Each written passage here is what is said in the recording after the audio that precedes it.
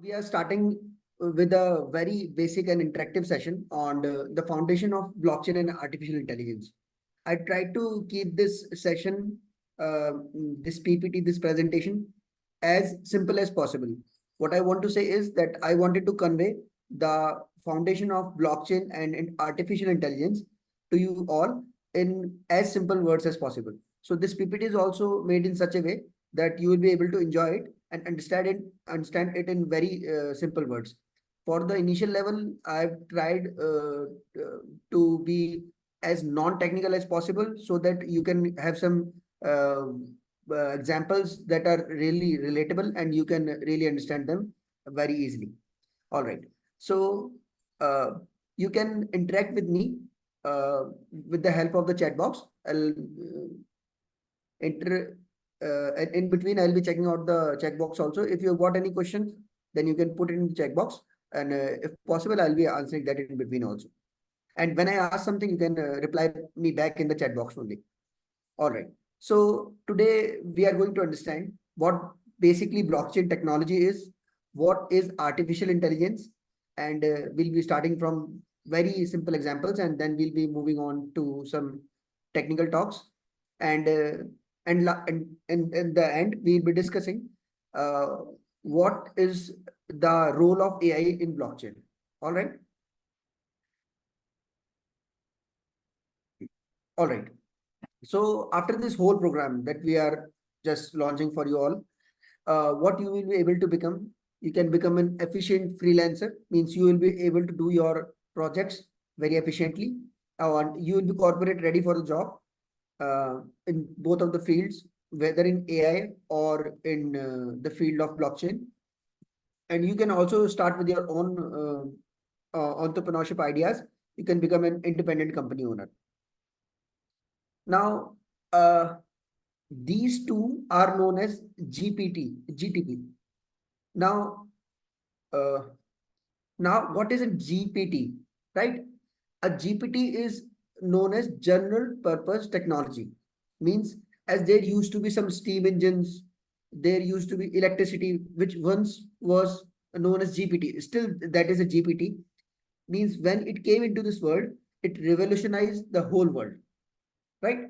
Means previously the task was carried out with the help of if you know, there used to be some handlooms.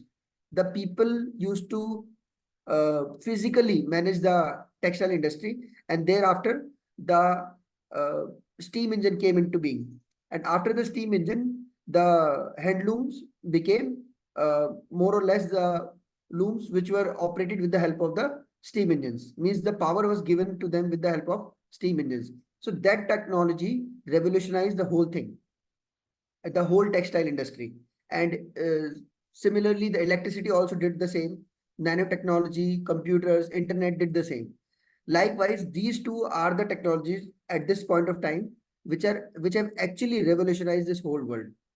All right, and these two names are very much familiar to all of you. Now we'll deep dive in them, and we'll try to learn that how these technologies actually work. All right. So there's a prediction by PwC, and it says that the AI will add up to $15.7 trillion to the world economy, and it is alone going to raise the whole GDP with 14%. And similarly, $3.1 trillion till the same year will be added uh, from blockchain only. Now, the first thing that we are going to understand is blockchain, right? So first of all, we are conceptualizing Web3, and we are trying to understand the blockchain architecture. Now, we have seen three phases in our life, three phases of web. Now we are calling it Web3, as I have written Web3 over here, right? Now, there was something known as Web1 or Web. Now there is something known as Web2, and now there is Web3. Now we need to understand, before understanding what is Web3, we need to understand what actually Web and Web2 were, right? So talking about the web was read only. We are talking from 1989 to 2005. till early 2000s, the scene was that the people were actually only able to read from the websites. There was no sharing of data. There was only downloading. As you can see in your mobile phone, in your laptops, that there are both. Both means there is upload and there is download. But till early 2000s, the scene was that you could only read. The data from the internet was read only. After that, the era just in which we are living right now, it started from around 2000 and still ongoing. And in this phase of web, which is known as Web 2, we could read and write. For example, in a social media website, what we can see is that we can exchange data. We can pass on our messages, videos, audios, and we can also receive all these kind of data or stuff. But that was not possible before the early 2000s. The web was not made like that. Now, here in this thing, one thing is very common in Web 2, and that is the centralized server. The whole data, all of the program is there on the centralized server. Now, Web3 is all about making that centralized server decentralized. We'll understand this word, what is decentralized, what is cryptography later on. But what Web3 did is it abolished the culture of this centralized server, and the data was now decentralized. Now, there were some advantages of decentralized data, and that we are going to understand after understanding what is blockchain and how does blockchain actually works. So this Web3 is sometimes people think that this AR, VR, and these kind of things, this comes under the category of Web3. No. Uh, when the data is not centralized on a certain, when there is no owner of data, right? Then we call it Web3.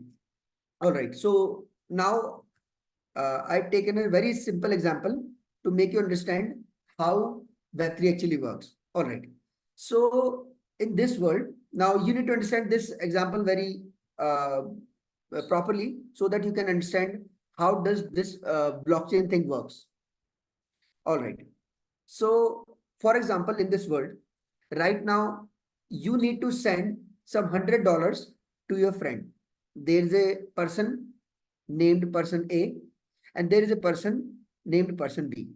Now, A wants to send some $100 or whether it be any currency to B. There is just one method right now, or till Web 2, there was just one method, that there used to be some intermediary party, like a bank or third party, right? Uh, Means you need to use any payment gateway, or you need to use some centralized agency like any bank. All right. A Bank of America, Citibank, Bank Saudi, any bank, but you need to use a bank, right? So what this bank is going to do, when this person will transfer $100 or whether it be any currency to this person at any part of this world, now this bank will check its ledger. I hope you understand what ledger is. A ledger is something where our accounts are maintained, right? So in this bank, there is a ledger which says that this boy is having some amount. Now this bank or this intermediary party will check if boy A is having that amount. Then after checking, there is a very simple mathematical calculation of subtraction and addition. And according to that, what will happen is an amount of 100 rupees will be deducted from the balance of A and it will be transferred to balance B, right? Now, this is all done with the help of a centralized agency. I hope my voice is very much clear to all of you. You can give me a thumbs up. All right. So can you suggest me any other method rather than this if I do not want to have a intermediary party? Why do not I want to I would not like to have an intermediary party? Because if we say that, is there any universal currency? Can you give me the answer of any universal currency? Which means which doesn't comes under the governance of any government or any nation? Can you answer? Okay. So some people are saying coins, Bitcoin, cryptocurrency. Right, right. You are very much right. So if we talk about dollars or INR or Canadian dollar or yen or Singaporean currency, any currency you talk about, right? Those currency is under the control of the government of that nation. But if we want to have a currency which is not under the governance, now there is a much debate what is actually the advantage and what's the disadvantage. But if you want to have currency which is not governed, which is not governed uh, under any agency, that that currency can be called as universal agency, universal. Yes, somebody is saying not regulated, right? Actually, it is regulated with the help of the rules already being imparted, or the protocol of the blockchain will come up over that point and we'll try to understand what that actually means. Okay. So now this thing has become interesting that we want to transfer the money, or we want to transfer the currency, but we do not want any intermediary party. So the first use case, as we know, the first use case of blockchain was, do anybody knows? The first use case, the first blockchain was, you can answer me in the chat section. So the first use case, yes, uh, the first use case was Bitcoin, right? Neil Cantos, if I'm pronouncing right. Pardon me if I pronounce your name wrong. So some people are saying crypto, but Bitcoin is the right answer. So Bitcoin was the first blockchain which actually carried out. And do anybody knows when was this Bitcoin launched? Can anybody answer me? Because that was the originating year. Yes. Okay. So yes, people are saying 2008, 2009. You are correct. All right. So somebody is getting very specific in month also. All right. So it was launched in 2008, right? When that depression in the share market was there, right? So some anonymous person, why I'm calling it anonymous, because till the point we do not know, till the date we do not know that who made Bitcoin, who is the creator of Bitcoin. We do not know actually that who that person is, but some person or some group of person. The name was given in the white paper, and the name was Satoshi Nakamoto. So Mr. Satoshi Nakamoto introduced us with a successful blockchain. All right. Now, how this blockchain actually works? Now we'll understand it with the help of a simple example. Now here it is written that necessity is the mother of invention. Why I've written like this? Because there was a necessity to create a global currency which is not under the control of any, you can say, any governance. All right. So let us understand till the date, this is the best example that I've got, right? This is the easiest example to explain to anybody what blockchain is and how do it actually works. All right. So you must have played a game known as business or monopoly. Give me a thumbs up. Who has played in your childhood or whenever in your life? All right. So people have played that game, right? Okay. So in that game, we were allotted with some amount of money, right? Some amount of money. Now, there we didn't used to invite any intermediary party that you become a bank, but we ourselves, for example, if there are four buddies, right? And their names are A, B, C, and D respectively, and they are playing that game. Now everybody has got some $100 initially, right? Now everybody has got some $100. Now, for example, try to understand this example very clearly, and you will be able to understand, and I will make able to make you understand what is blockchain and how does blockchain actually works. So if, for example, A transferred an amount of $75 or any currency to D, this is a game, right?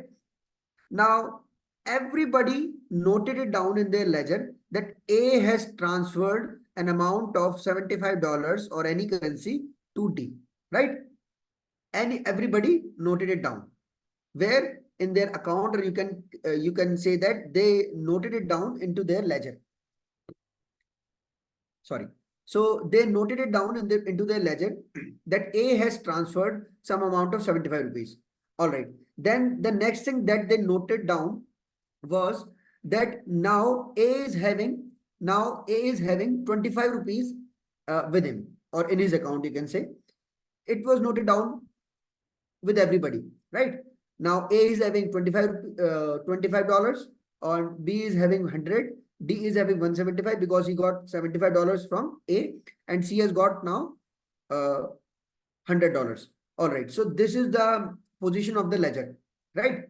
If you talk about money, or you can take one more example, gold, then you can get it with two two possible cases. Like gold, we can get it gold with two possible cases. Either we mine it, or the second way is it can be transferred from a person to another. All right. So there is no case of creation. So everybody knows that A is having 25 rupees. The ledger of everyone is maintained by each and every person, right? So the data of transactions and the data of the ledger is maintained by each and everyone. All right. Now in the next step, A tried to transfer an amount of 50 rupees, right? Now when A tried to transfer an amount of 50 rupees, these three, B, C, and D, they will deny the transaction, right? Why they will deny the transaction? Because they knows that the person A has just transferred 75 rupees and he is having only 25 rupees or $25 in his account, or there can be any currency, right? So A is having actually $25 in his account and he's trying to transfer B. In the initial case that we took, in the case of the bank, if for example, a person A would have tried to transfer $1 million to B, but why bank is there? To check whether A is having that amount or not, right? The transaction would have been cancelled by that intermediary party.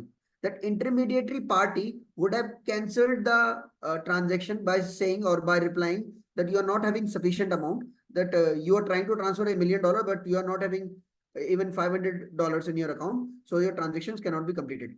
Now in the previous case, that intermediate party, the bank, was responsible to make the transaction, or you can say to allow the transaction or to deny the transaction. But in this case, who is actually denying the transaction? The transaction is denied by the other people who are actually maintaining the ledger of each and everyone. All right. I hope with the help of this, you must have got the scenario that previously the intermediary party was actually denying or allowing the transaction, but now the transaction is allowed or denied or cancelled by the other. Later on we'll be calling them nodes. All right. So here, when A tried to transfer $50 to B, at that point, B, C, and D replied or cancelled the transaction. Right? Now A cannot transfer 50 rupees, but he can transfer 25 rupees or $25 to any other person. All right. So this transaction is denied. Now, what we actually got? We got that blockchain. This is the basic working principle of a blockchain. If you like this example, please give me some emoji so that I can understand that, okay, you got the example. All right. Okay, I got some hearts also. Thank you for that. All right. So here it was a nice example that everybody is maintaining the ledger. So there is no intermediary party, right? So how does this blockchain thing actually works? Right now, we can take the example of gold, or we can take the analogy of gold in the case of Bitcoin. Now, this is known as distributed database. Why this is distributed? Because everybody is having the ledger of everyone. Now, let us understand how does this what is this blockchain, and how does this blockchain actually works. So we'll spend some few minutes on understanding this technology, because this is a very relevant technology right at this point of time. Okay. Now, what is blockchain? So blockchain is shared immutable ledger that facilitates the process of recording transactions and tracking assets into the business network. All right. So now we have got some new words like immutable ledger. And uh, now, first of all, I explained you what ledger actually is. Now, how this ledger is immutable, we need to understand this. Now, how does this transaction take place? Now, let us, for example, take the example of 50 persons. Those 50 persons created their own currency, right? They programmed that currency in such a way that whenever any one of them will make any transaction, that transaction will be noted down in the ledger of every, or in the ledger of every person, right? Now, for example, now I'm going to explain you what a block is, right? Now, if you get any problem in understanding the thing that I'm trying to explain it to you, the topic right now is block, right? And then we'll understand how they are chained together and why it is known as blockchain, right? And how the transactions actually take place on blockchain. So the thing is that I'm taking an example of 50 people now, right? Now there are 50 people who have made their own currency, right? Now this currency, we'll understand what is mining later on. But first of all, we'll understand that how this money transaction is actually carried out. Okay. For example, among those 50 persons, right now at this point of time, if only 5% want to make the transaction. Now, what will happen is we'll take a box, right? We'll understand it physically. Hai. So we'll take a box, and the slip of those transactions means, for example, a person C want to transfer to D, and G want to transfer to H, and X want to transfer to Y. So this way, 5 persons among those 50 persons want to transfer some amount to someone else. All right. So we'll take those transactions into a box, right? Now we will give those slips to everyone. We'll try to give those slips to everyone. For example, out of 50, only 40 or 35, let us suppose more than 50%, 35 or 40 people are present there in the room. Now they will check that these 5% who are trying to make the transaction, are they having that sufficient amount? Now, as I told you, that a cryptocurrency or like Bitcoin can be there with you, or you can get that by two processes, right? The first process is mining, and the second processing is with the help of transaction, if it get transferred to you from any other person, right? So this whole ledger till the date was maintained by every person. For example, if C is trying to transfer B some amount to D, for example, he is Mr. C is trying to transfer $100 to D. Now there and he was having $175 in his ledger. Now this thing that he is actually having $175 was there in the ledger of everyone, each and everyone, right? Each and everyone was having this information that C is having $175.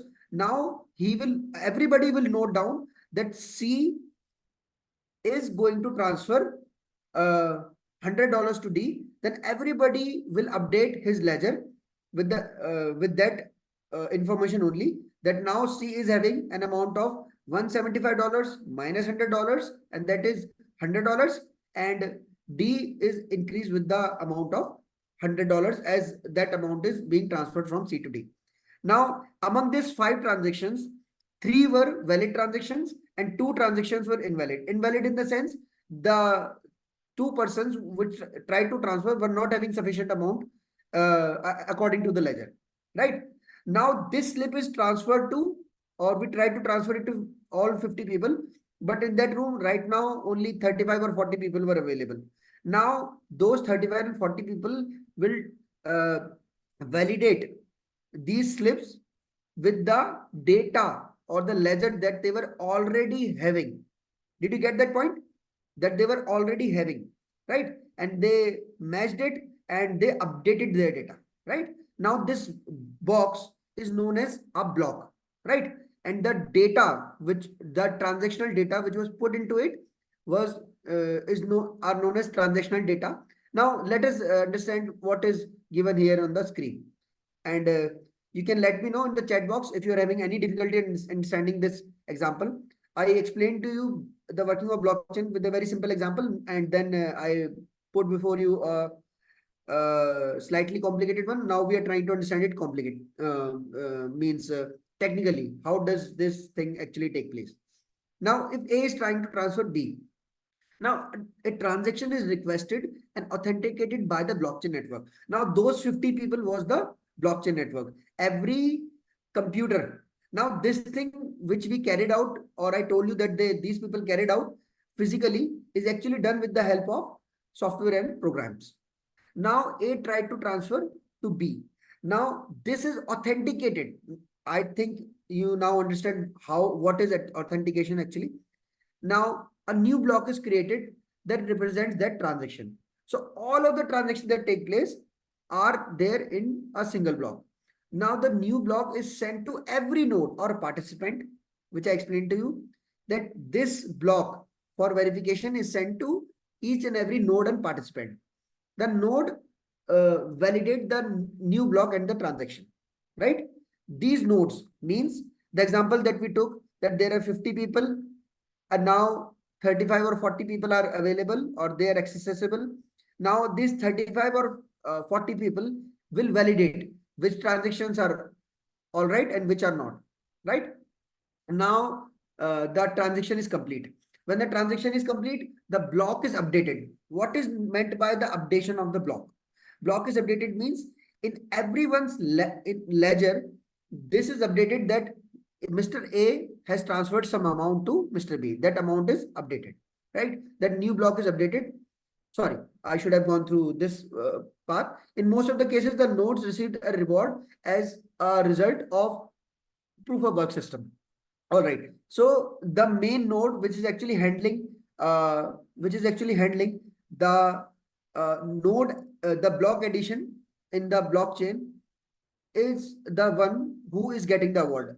Later on, well, when we'll be taking the course in a full length, at that time I'll be explaining to you practically that how this block is formed, how mining is performed, and there is a problem which is solved with there is a race, right? In that race, everybody try to solve a complicated problem, uh, and whosoever is having higher processing power solves that problem, and he's the one who is allowed to add the block into the blockchain. And the person who adds the block into the blockchain is rewarded with some cryptocurrency or local coin or whatever that blockchain will provide. Right now, this is known as proof of work. I know these technical things are really very deep to understand. They require some technical knowledge, but in simple words, I am trying to explain you that how blockchain works. All right. So I'll repeat that this example again. So there were 50 people, five tried to make some transaction, and uh, out of those five, three transactions were valid. Valid means those three people had that amount with what they wanted to transfer. Then three transactions were validated, and two transactions were denied or cancelled due to the fact that the all each and every one those 50 people were having the past ledger of every person, and those three valid transactions were added into the new block or as the new information with each and everyone. I hope you all of you got this thing on a very basic level. You can reply me by giving me a thumbs up. All right. So we'll move ahead. Now on the more technical level, the thing is, uh, now, uh, do anybody of you understand what is hashing technique or cryptography? Right? I'll explain you. Now, let us take an example. When in your country, in our country, there is CBI, in USA, there is FBI. For example, if FBI or any police agency, interrogation agency confiscated, right? They grabbed some person, they confiscated, and they means confiscated some laptop or hard disk. Now, what they do is they create a hash. Now, what is hash? A hash is an alphanumeric number of, let us suppose, 20 digits or whatever, so, right? That is created on with the help of that data. Now, what I'm trying to say, if we will take only a point, a dot, or any character A, B, C, D, that will create an alphanumeric hash. Later on, we'll be understanding these things in very detail, but I'm trying to explain you in as simple words as possible. If and you can ask me the questions in the chat box only. Okay.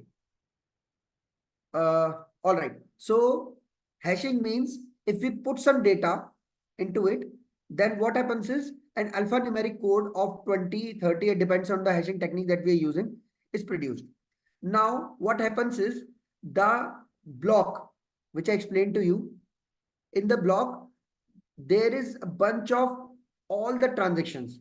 So that a bunch of all transactions, there is one more term that I will not be getting into the term, and that is uh, Merkle tree or okay. So the thing is that with the help of uh, the hashing technique, this all these transactions are stored as data, and the hash of that block, right? Now, what is a block? What that block is containing? The block is containing the hash value of previous block and some data of its own. Now, that hash of previous block and the data, whole of that thing is again hashed, and that hash is again given to the third block. Now, if there will be any manipulation, in the data, previous data, if anybody will try to change the data, all of these blocks will be manipulated, and this will be considered as tampering, right? If, for example, there are 1 million blocks and 5 and 6 are showing some malicious activities, then those blocks are punished by different methods used on blockchain by penalizing them with their local currencies or whatever. So but the thing is, you can identify those malicious blocks with the help of the ledger that other people are also maintaining. So in this way, if a person want to hack Bitcoin or a cryptocurrency which is having n number of nodes, like millions of nodes, then he has to hack all those million nodes, right? Or at least more than 50% of the nodes, and put the same ledger on those all of those nodes. Then only they will be able to hack that blockchain. All right. So this is the way in which the blockchain works. Right. Now let us summarize that a blockchain is a technology in which the data is not stored on any centralized server. There is no intermediary party. The data is in a decentralized format stored on each and every node, whosoever the person is participating, right? Whosoever the person is participating is having that whole data, and data is about transaction. And there are two ways of getting the currency or the coin uh, on a blockchain. The first one is you can get some reward from in the form of mining or serving the blockchain. And the second one is you can get it with the help of transactions, right?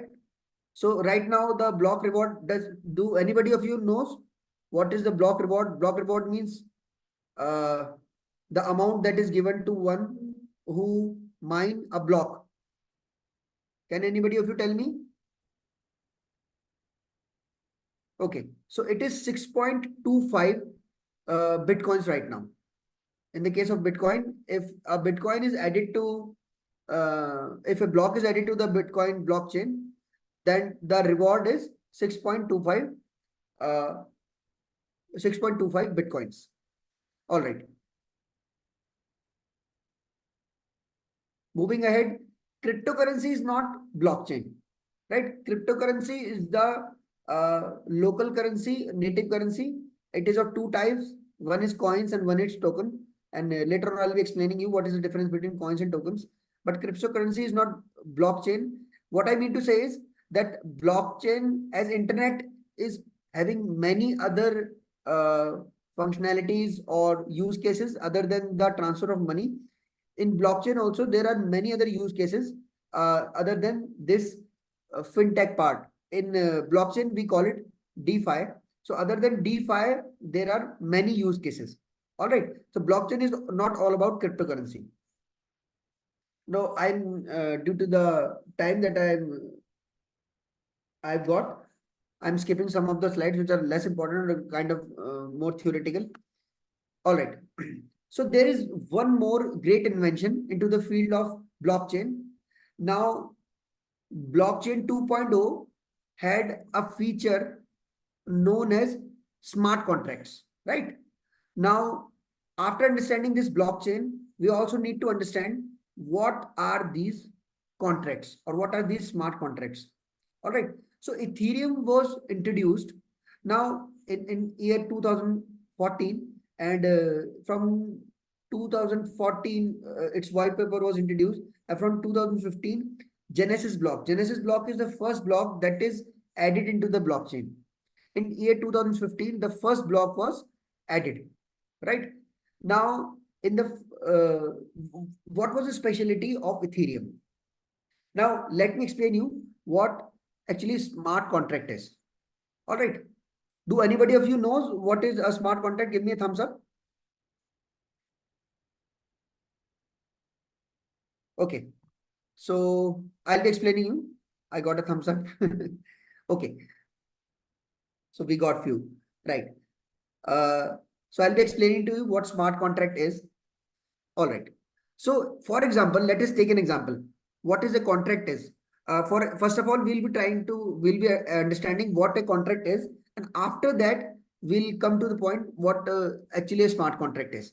For example, if there is an aviation company, right, and there is a businessman who flies from that aviation company, right? Now the businessman says to the owner of the aviation company that when your flight gets delayed by an hour, right? At that time, I want my money back, right? I do not want to travel with your flight. Did you get the situation? The situation is that there is an aviation company owner and there is a businessman who flies with the help of that aviation company or the flight of that aviation company. So he says that if your flight is delayed by an hour, I want my money back. Now, what is the provision? They will have an agreement and they'll make a contract in such a way that, okay, when the flight will be delayed by an hour, you will be getting your money back. For example, if the aviation owner someday refuse to give the money back, then what both of those person will do? Both of those person will go to some intermediate party, and what that intermediate party will be? They have made some contract, they have made some agreement. Now they will show that contract or agreement to the government, right? To the intermediary party is the court or the government. They will the person who's the businessman will go to the government and say that this aviation owner is not giving my money back. Now there will be case, there will be court, and there will be so lawyers and everything, right? Now after proving the fact that that flight was delayed by an hour, and when the court will say, okay, now you need to pay him back. At that point of time, he will be paying the money back to that person. Now there is a very easy and you can say very swift way or of handling this problem. the way of handling this problem is smart contract. So I'll explain you what is smart contract, and then we'll get on to the definition of the smart contract. Now, what is a smart contract and how this problem could have been handled with the help of smart contract in this case? If the aviation owner, uh, if the aviation owner would have made a smart contract, and that smart contract would have taken the API, we'll understand that in this case the API are known as oracles, but let us understand this in a very non-technical and very normal way of understanding, and that is that if that aviation man and that businessman would have made a contract with the help of a smart contract on a blockchain in such a way that if the flight, for example, if the flight is of 5 p.m., right, and uh, it is now flying before 6 p.m. It took off before 6 p.m. Then it's all right. Then the smart contract will transfer the amount to that aviation owner. And if the flight didn't took off, or it took off after an hour, means the flight timing was 5 p.m. and it took off after 6 p.m., then in that case, the money should be transferred to the owner. Did you get the case? Now, in this case, the money is given to the intermediate party, right? Now, what is a smart contract?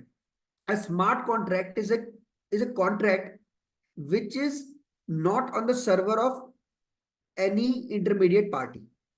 A smart contract is a contract, it is actually a program which is able to, which is having a capability of transferring the money on any, you can say, trigger point or any way, the way in which it is programmed, right? For example, the flight was of 5 p.m. Now it is programmed in such a way. Now the businessman will give the amount to the smart contract, and the smart contract is being programmed in such a way. A smart contract is a program which is there on blockchain, as the transaction used to be there decentralized. So this program will also be decentralized. Now, what is the benefit of this decentralized program? The benefit of this that decentralized program is that this program will be carried out, and this as the transactions were not were actually tamper proof. Now this program is also tamper proof.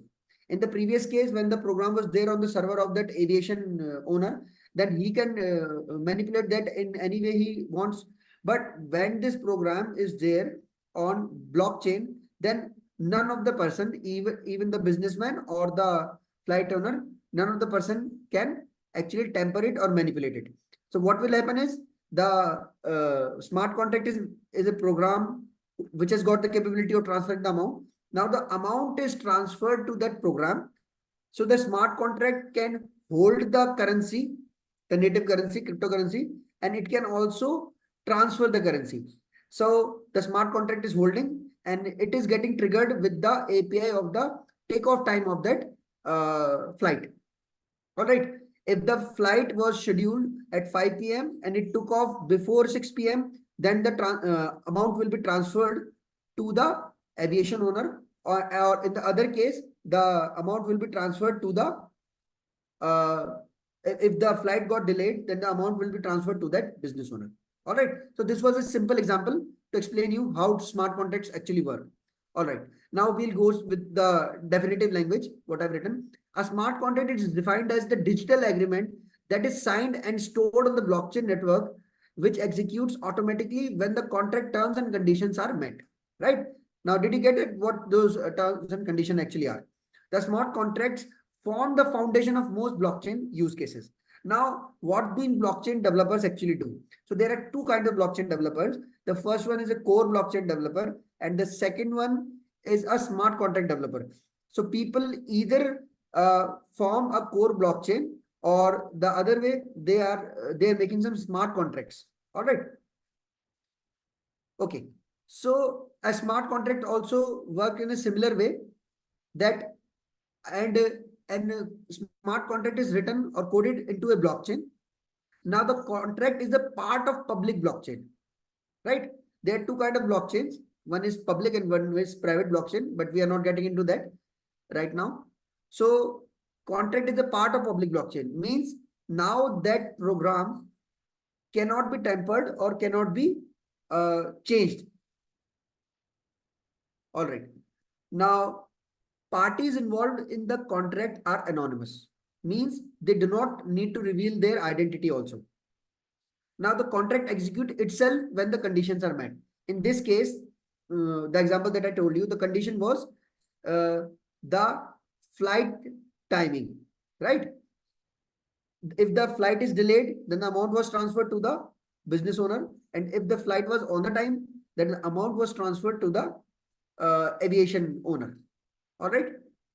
Now, regulators use blockchain to keep an eye on the contracts. All right. So the smart contract is a program which is not on the server of any of the parties, and the parties involved. So this is known as trustless. Trustless means you do not need to trust on anyone. You can make a smart contract and it will automatically be executed when the condition is met. We do not need to rely on any person. Okay. So first of all, the agreement is identified, then the condition is set, है ना? Then we code the business logic. Writing down the program means coding the business logic. Then after that, encryption and blockchain technology. Encryption provides a secure transfer of message between the parties, and then the means it is actually you can say in your words, you can say that it is uploaded onto the blockchain, but actually that is not the word. Uh, so it is executed whenever the conditions are met, and the network update means previously the transactions were updated. Now the in the case of in this case, the programming or the execution part is updated. Whatever is done from the smart contract. All right. So we used to call apps. Everybody of you known what an application is. Application means what you download from iOS or Android mobile phones. And a DApp is decentralized application. When any application is built on a decentralized network that combines smart contract and the front-end user interface, it is known as a DApp. Previously, we used to have apps. Now also we are having apps. An app can be a downloadable app from Android or from the iOS, and it can also be a web app which can directly be accessed. For example, the YouTube or the Facebook, we can access them with the help of applications also, and we can access them directly from the browser also, the browser of the mobile or the laptop or the desktop that you are having. So that also comes under the category of web app. Now, a web app is which is based on centralized server technology, right? Now, if you are having some of its part, it is not the fact that a DApp is not having anything which is now hosted on the server.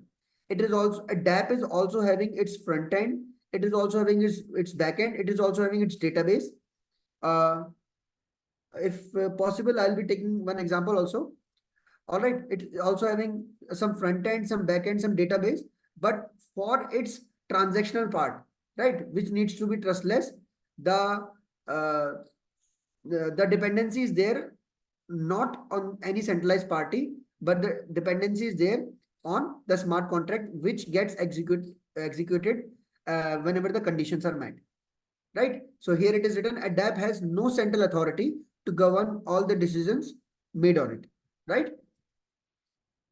All right. So this is the way how the DApp actually works, and so we'll be swiftly moving ahead because we need to cover the AI part also. All right. So as apps were known as dApps, right? So the fintech part, right? You used to call it fintech, fi. Now uh, it is now DeFi. What is a DeFi? when you control the transactions with the help of a smart contract, which is there on a blockchain, the smart contract which is there on the blockchain, then it comes under the category of DeFi. All right. So uses of smart contract. So you must have heard these terms NFT, right?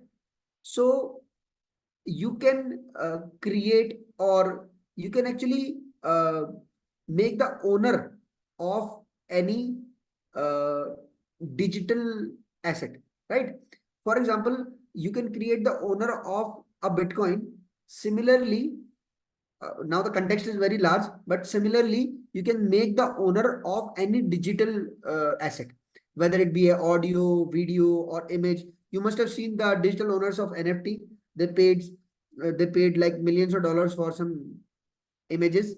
Uh, in the similar way, you can create the owners of these digital assets.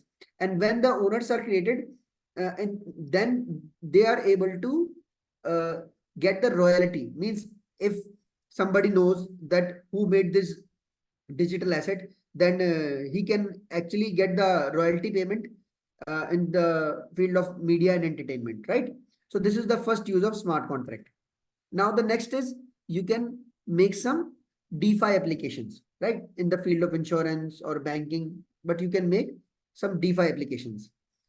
DeFi is, as I told you, it's similar to apps and dApps and fintech and DeFi.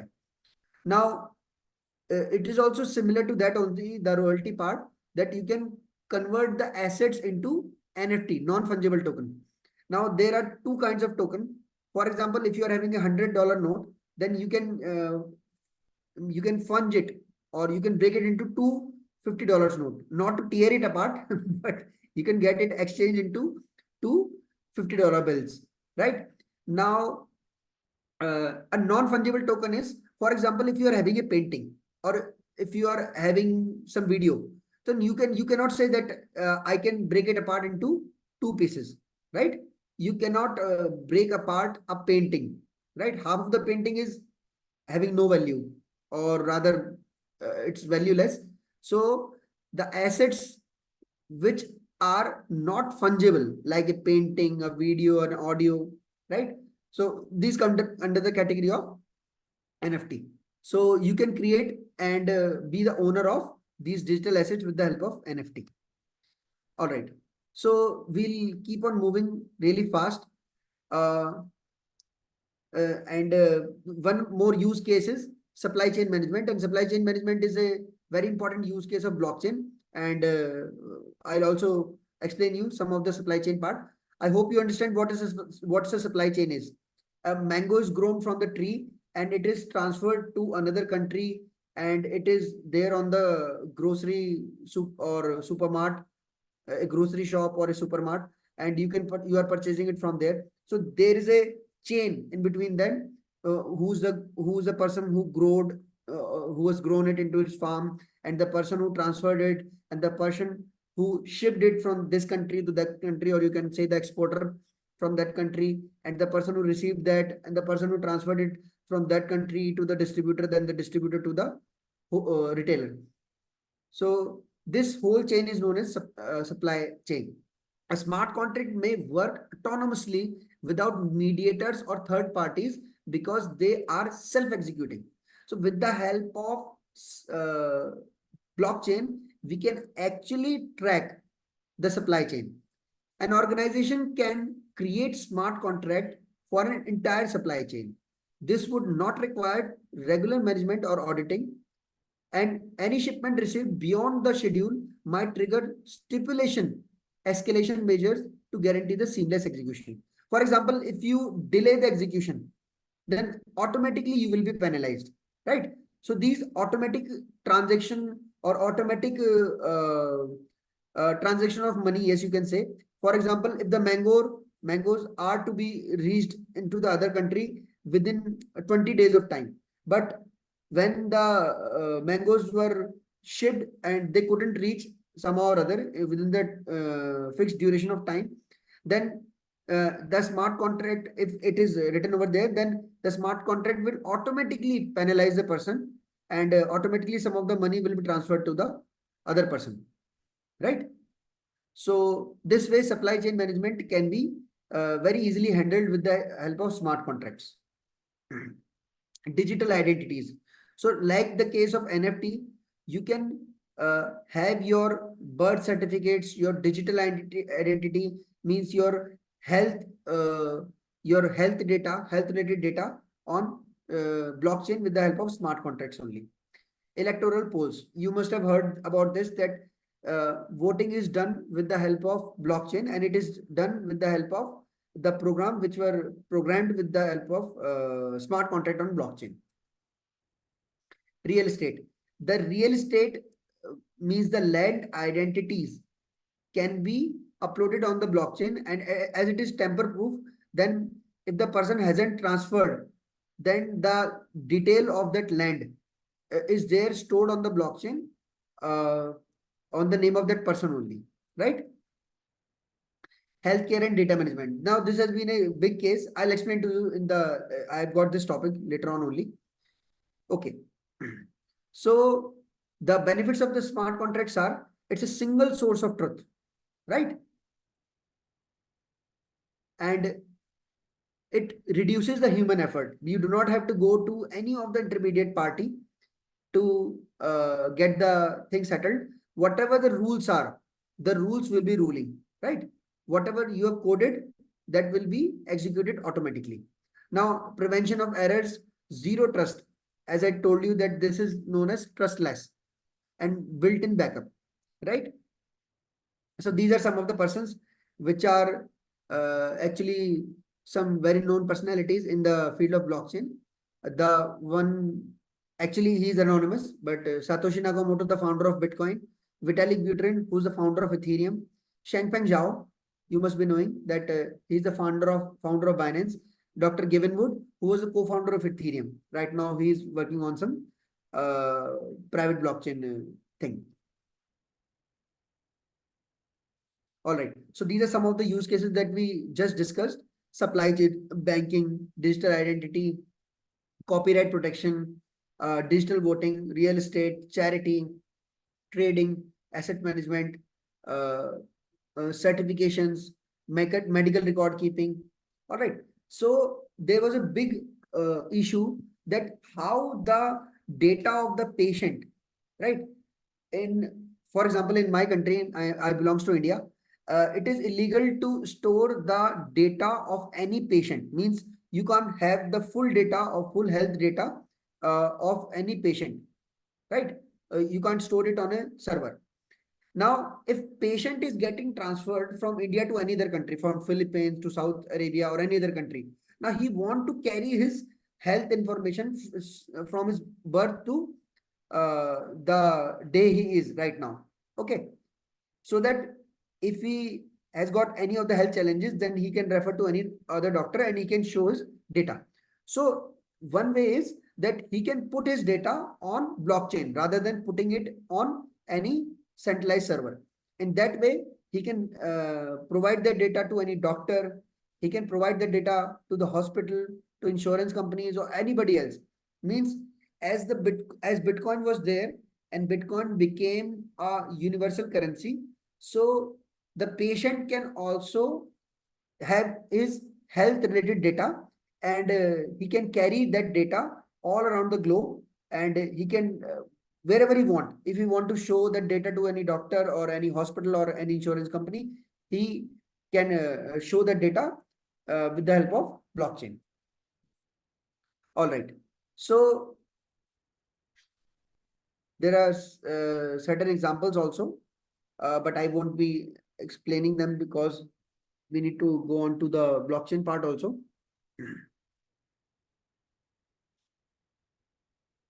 So uh, after learning the blockchain part, you can become a blockchain developer, you can become a blockchain architect, manager, or the legal consultant, engineer, blockchain analyst, software engineer. So these are the job that are available in the blockchain sector after pursuing the course on blockchain. All right.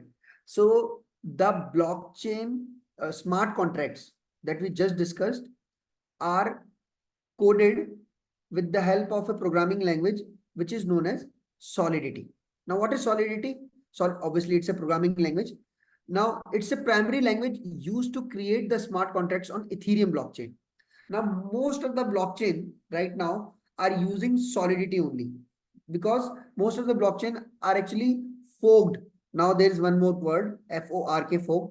And we can also, because it's also a technical topic, we cannot get into that. But all of the blockchain, but you can understand that the basic way of working is mostly like Ethereum, right? So on Ethereum, you can code with the help of Solidity programming language, and most of the blockchains are using the same Solidity programming language to create smart contracts on their blockchain. When it comes to the user interface, it mirrors Python, C++, and JavaScript. Means the Solidity almost mirrors like JavaScript and Python, as they are consistent with the Ethereum virtual machine, EVM. Now, EVM, you can say it's a virtual machine or software which actually carries the Ethereum blockchain, and which actually carries all of the smart contracts onto it, right? Or you can say you gets connected with the help of EVM only with the blockchain of Ethereum. And what is Ethereum? Ethereum is as Bitcoin is a programming language. Sorry, Bitcoin is a blockchain which allows you to transact universally. So EVM or Ethereum allows you to transact, and along with that, you can code the smart contracts onto the blockchain, right? Solidity applications may run on other blockchains like Polygon and Avalanche, right? So these are some names of some major blockchains, but there are many blockchains onto that you can actually program smart contracts with the help of Solidity. Most of the blockchains are having Solidity as a programming language. All right. So what is the takeaway? The smart contracts have the potential to transform the digital transaction completely. They can enforce immutable. They can enforce immutable terms and conditions, maintaining transparency across the stakeholders. Okay. So uh, we'll be having lots of hands-on tomorrow on blockchain.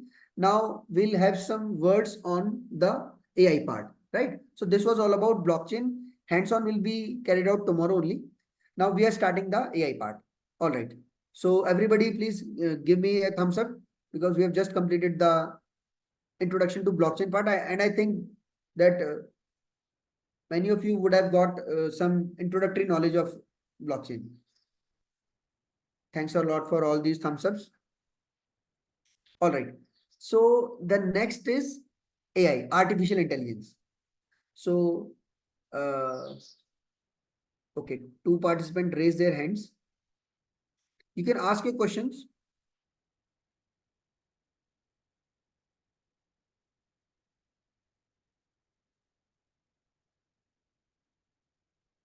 All right. So AI, artificial intelligence, right? So everybody of you know AI. I think how many of you oftenly use ChatGPT in your daily life now? Give me a thumbs up. How many of you use ChatGPT?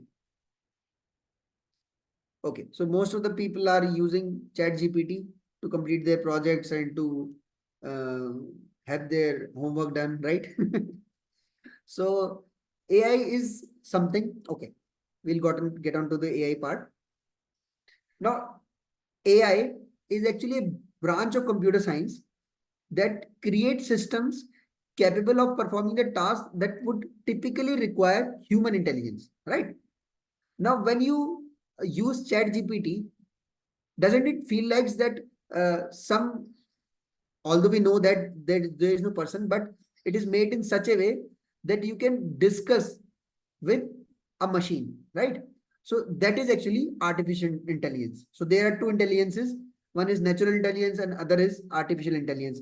Now the artificial intelligence is the intelligence which is actually having some cognitive abilities. Cognitive abilities means they can learn, reason, solve the problem, and perceive some problem and understand language. Language means uh, they can understand our English language. For example, if I have to code, then I have to code in JavaScript, C, C++. These are the programming languages of the computer. But this chat GPT or this AI is able to understand our English language also, right? All right. So I've written about artificial intelligence in some simple words also. Now, the artificial intelligence refers to a computer system that can perform the tasks that are typically required human intelligence. These tasks include learning from data, right? We'll understand what does it mean by learning from data, make decisions, recognizing patterns, understand the language, and solving problems. AI aim to create machines that can think, learn, and act in such a way that they mimic the human cognitive abilities. Now, the humanly cognitive abilities, what does this mean? That they can think, they can learn, and they can take decisions, right? So, when a machine is able to do that, then that comes under the category of artificial intelligence, right?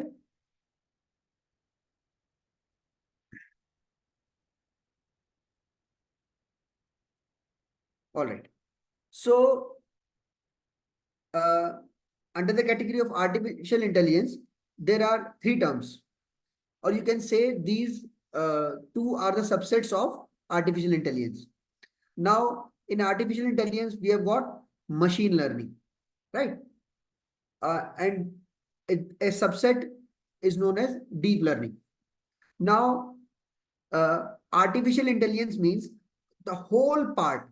The whole part means the hardware, the software, the training part. All these comes under the category of artificial intelligence, right? Now, in the category of machine learning, when we train that machine, right? The training part, how do we train that? We'll understand that. But when we train a machine, for example, uh, if we call this thing a phone, right? I'm trying to show you. So if we call this thing a phone, now first of all, we were trained in some language. It must have been called with some other name, right? Now, for example, rose is known as gulab in India in Hindi. Now, it must have been called with some other words, but we are trained onto that. Means we have been trained uh, with the name and the type of the object, right? Now, if we see any cartoon car, then we can say that it is a car. If we see a small car, toy car, then we can say it's a car. If we see any big car, because we have got that cognitive ability that we can understand that this object is known as car. And we have been told, we have been programmed in such a way. This is our natural intelligence. And when a machine is trained in such a way that it starts, for example, if you trained a machine with the help of 1000 cars and you try to train it that when you observe this, you try to program it in such a way that when you observe this kind of entity, then you should understand or you should behave in such a way or you should act in such a way that it is a car. Did you get that? Then training of the machine in such a way that it has got capability to understand. Now I'm using the word understand. And then this is known as machine learning, right? Now, uh, human beings are far more beyond that machine learning, or you can say just recognizing the objects, right? Human beings are far more beyond. Far more beyond means we react, we are having our own emotions, right? So when the machines are trained in such a way that they are able to mimic or they are able to understand like human emotions, then that is counted under the category of deep learning. When they're trained like human beings, then they comes under the category of deep learning, right? So machine learning is a part of artificial intelligence and deep learning is a part of machine learning. Means machine is learning but it is getting the attributes of human emotions, right?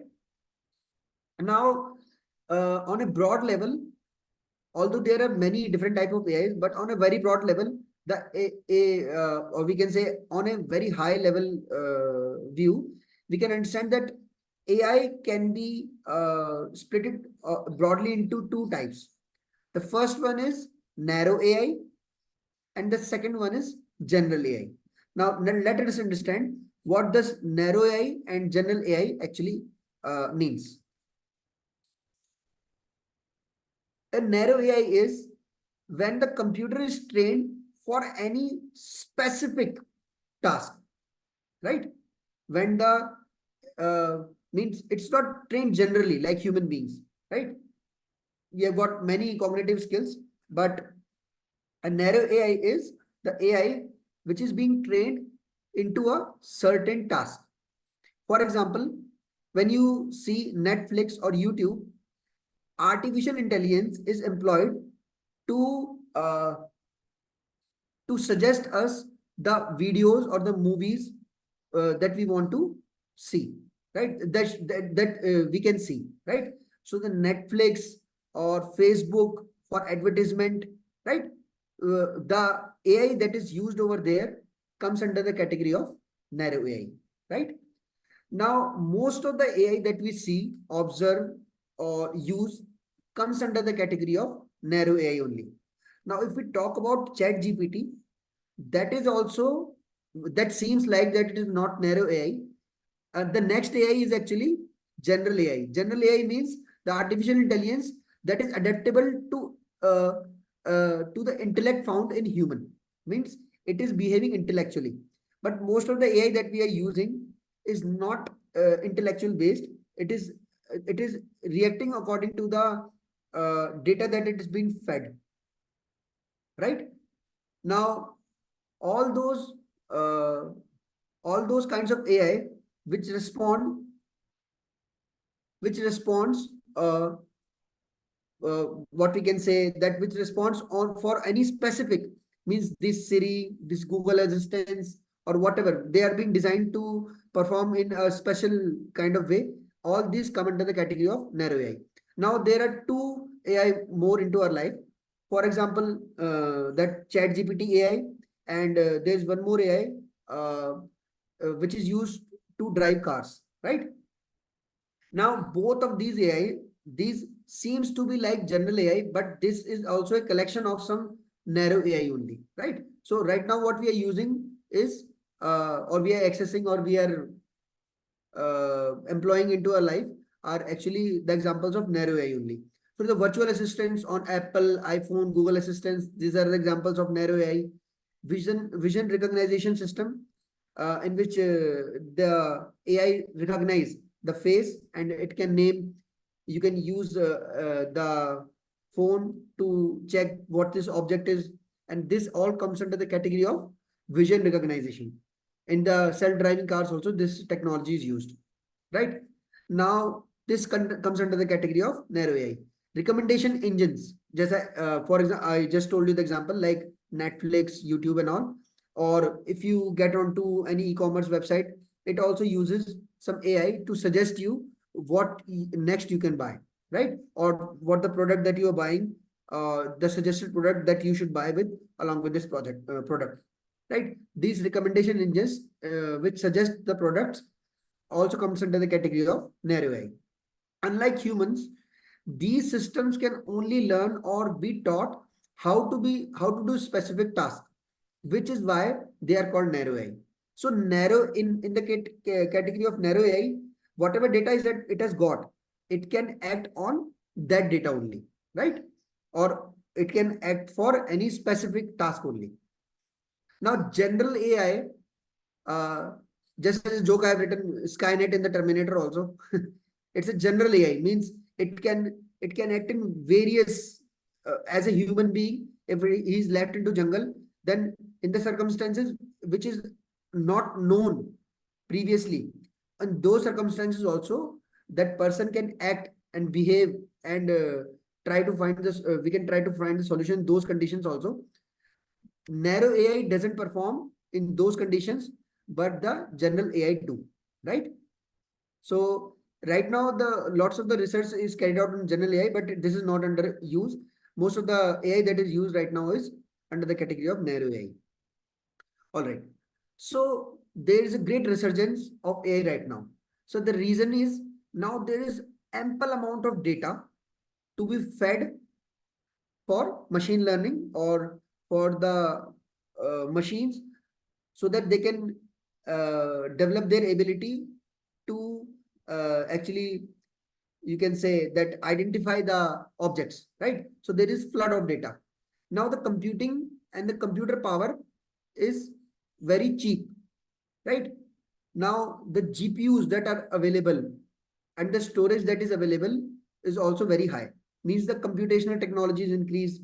Now the price are lower down the process of the processing power. The storage size is has also means the amount of data that can be stored in a small space and at a cheap rate is also available. So these are all the requirements of hardware requirements of or the data requirements of AI, and that's why the AI is researching right now.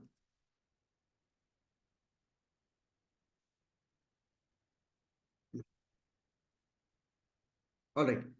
So now we are on to the topic of machine learning. Now, what is machine learning? Machine learning is the study of algorithms that improves automatically through experience, right? As we see that ChatGPT is also learning. It is seen that it is a subset of artificial intelligence that I just explained to you. Machine learning algorithm build a mathematical model based on sample data known as training data in order to make the predictions or decisions without being explicitly programmed to do so.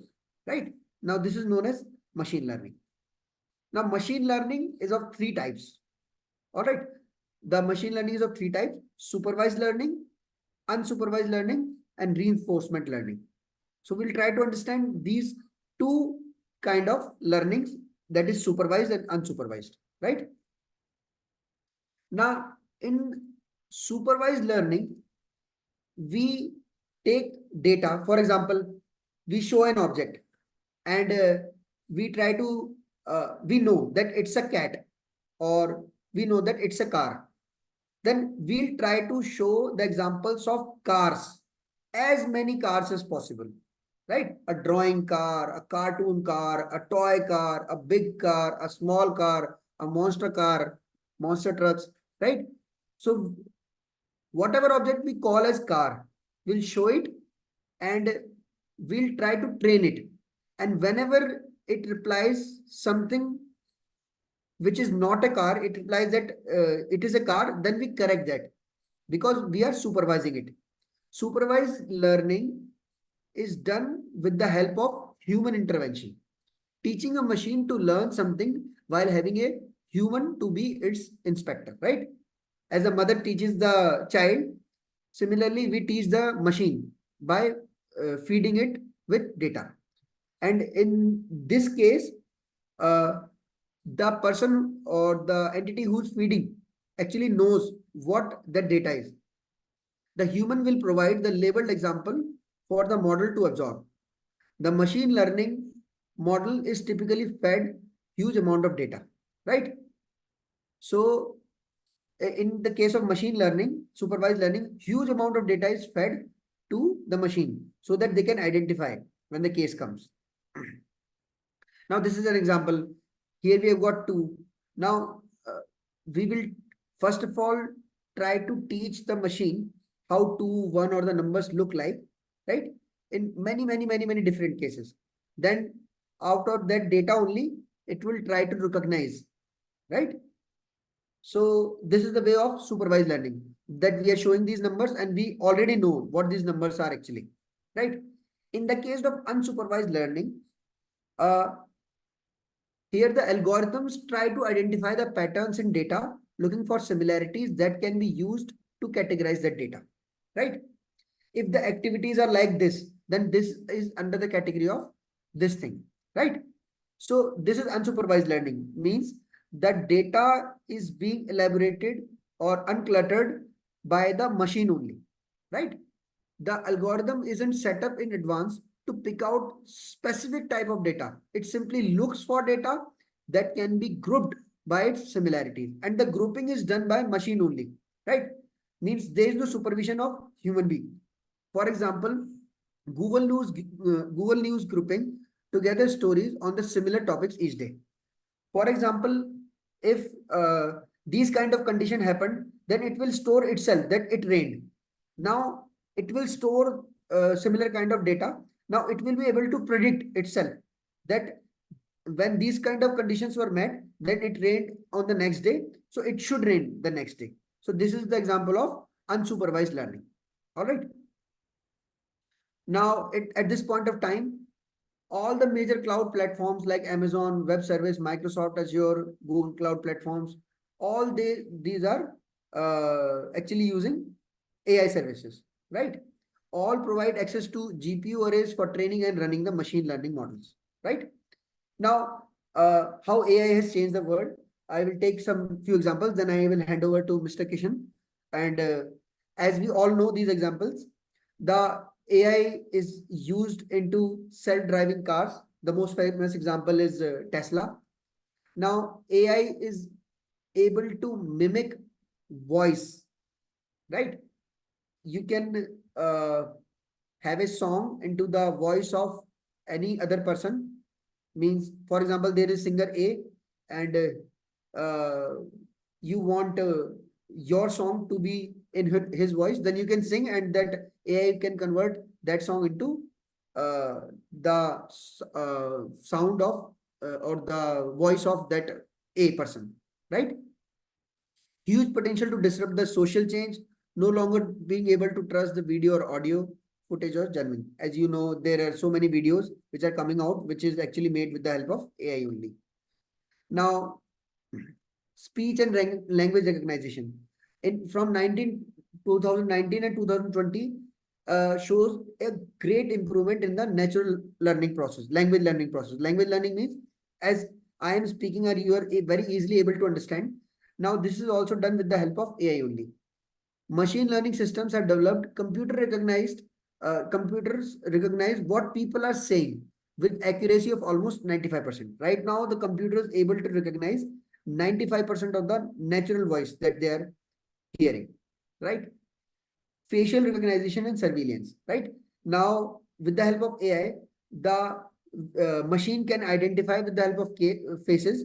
If the video is clear, then the accuracy is of 99% right now. Okay. All right. In the case of healthcare, there have been a dramatic impact, right, on the healthcare. The radiologists to pick out the tumors in the X-rays, means which were not actually identifiable with the help of naked eye. Now the radiologists are very easily able to pick out the tumors with the help of X-rays, aiding researchers in spotting the genetic sequence of related to the disease and identifying molecules that could lead to more effective drugs. Right now, drugs are being suggested with the help of AI, and spotting genetic sequence, they are able to now consult more effective drugs. IBM's Watson Clinical Decision Support Tool, which is trained by oncologists at Memorial Sloan Kettering Cancer Center. Google DeepMind system use UK's NHS.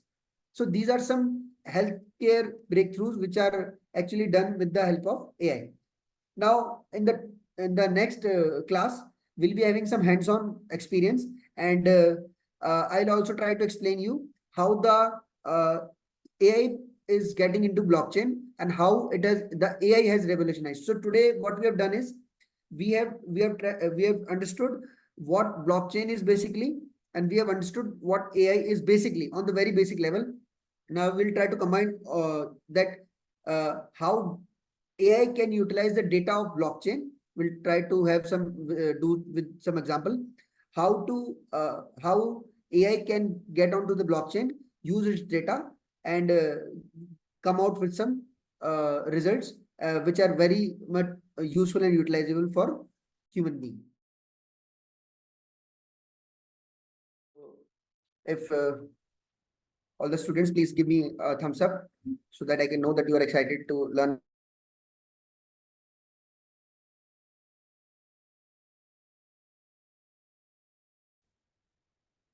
If I'm audible, then please give me a thumbs up. Okay, okay. I got your responses. All right. So I am Priyank Gupta, and people who do not know me, I am from India, and I've got around 7+ years of experience into web development, blockchain, and AI. So today we'll be doing a project, and so first of all, I'll let you know what we'll be using into the project, and then we'll go on to the project. And that project might be challenging for some of the students, but don't worry. When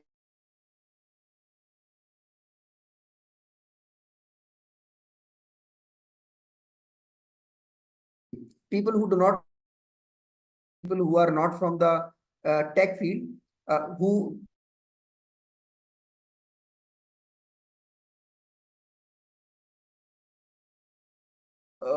coding are not into coding will be facing some challenges, and I'll be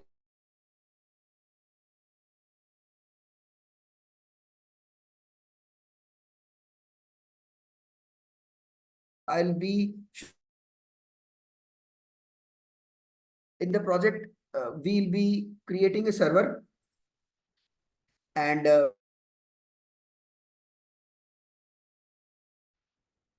how many amongst you knows any of the programming language? Priyank, Hello, yes, sir. I think our students are, not just the students, I think there is a network issue. You're kind of lagging and freezing from time to time. Would you be able to reconnect the session, because we want to make sure that you're audible and visible to everybody, right, at the same time?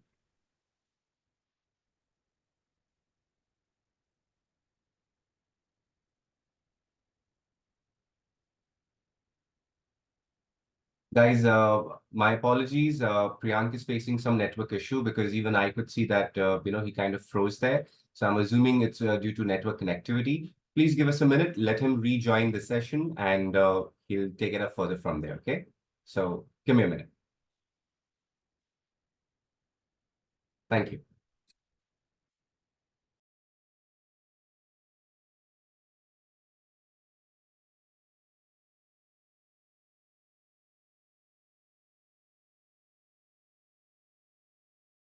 Is it good now? I see, Priyank, you have rejoined, and I can definitely see you and hear you without any lag or delay at the moment. Are you able to hear me? All right, sir. So shall we begin the project? I Okay. think it's working fine now. All right, Priyank. All right. Let's go ahead. So if there is any problem, please let me know. I'll try to make some more adjustment. And Kishan sir, you please let me know whenever there's Absolutely, any. I'm right here. Don't worry. Okay. All right. So we are starting with creating a server, and today we'll be creating a server on Express. So I just wanted to know that how many of you, please give me a thumbs up. How many of you know any of the programming language? Any of the programming language? Okay, great. How many of you? All right. Can you write down in chat section which programming language are you aware of? Do you know already? If anybody knows JavaScript or Python or Node, please let me know in the comment section.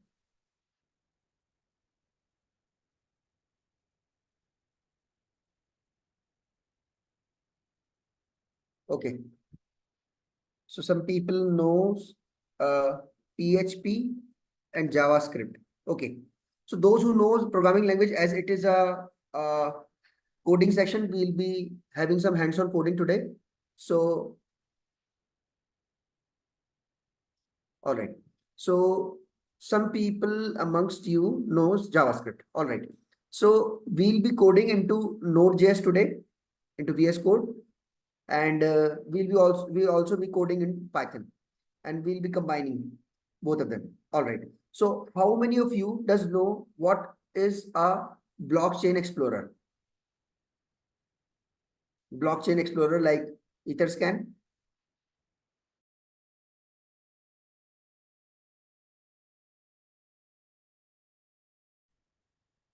Go ahead and so today's project fetching the data from the blockchain explorer. A blockchain explorer is a place on which the data of blockchain, or you can say the data of blocks, is stored or it is maintained there, right? So today's project is we'll be using AI into blockchain and we'll try to calculate the reward according to the timestamp, right? So the thing is, I'll show you what a blockchain explorer is, and we'll start the project from there only.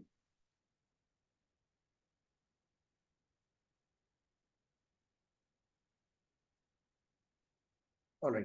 I hope you can see my screen now.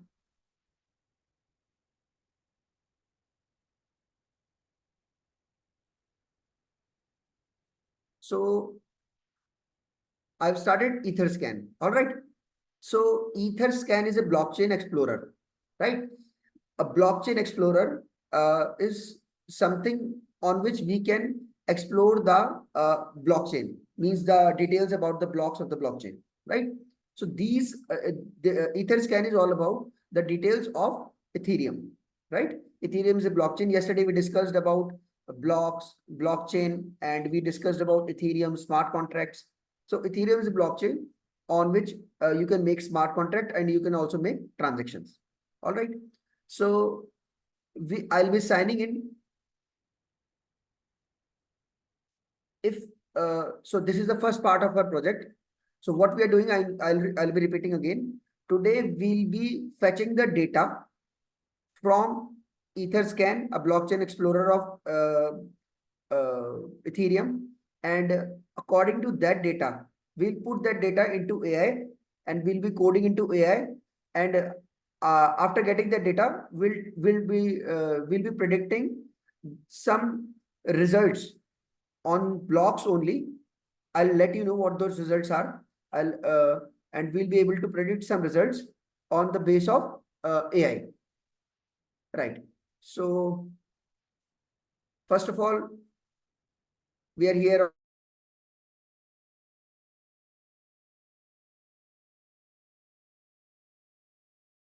on Etherscan.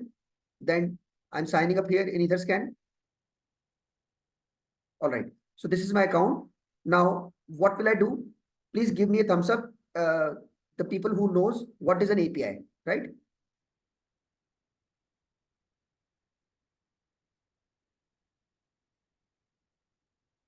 All right. So few people amongst us knows what an API is. So first of all, I'll explain you what is an API. So if you want to make an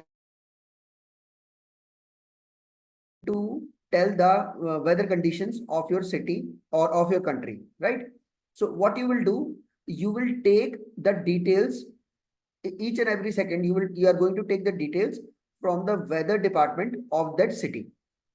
For example, if you are in any country, for example, if you are in USA, then you will take the weather detail of each and every state and city from the weather department. So the department will keep on sending you the details every second. So this is known as API. They have built a weather department. They developed some technique so that they can send the details to whosoever who want to use it into his application or website. All right. So this is API in very, very simple words. For example, if you want API is something which is made on server and it sends the details to who whichsoever website or web application or mobile application want to access, right? Okay, so we'll go to API keys. All right. So I've made a key for you guys only, and this is the app name that we are going to develop, and that is Zoltius AI in blockchain, right? So this is our API key. All right. So uh, we are here on Etherscan. We logged in and we got onto keys, and you can create your own API by naming over here. All right. So we created our API key. To create a server, I'll be starting right at this point of time. Priyank, All right. my So we'll apologies. go on to the VS Code. Priyank, you're kind of freezing again, at times. Hello. Yes, sir. Uh, may I Hello. request you to please connect with a stable network which doesn't lag?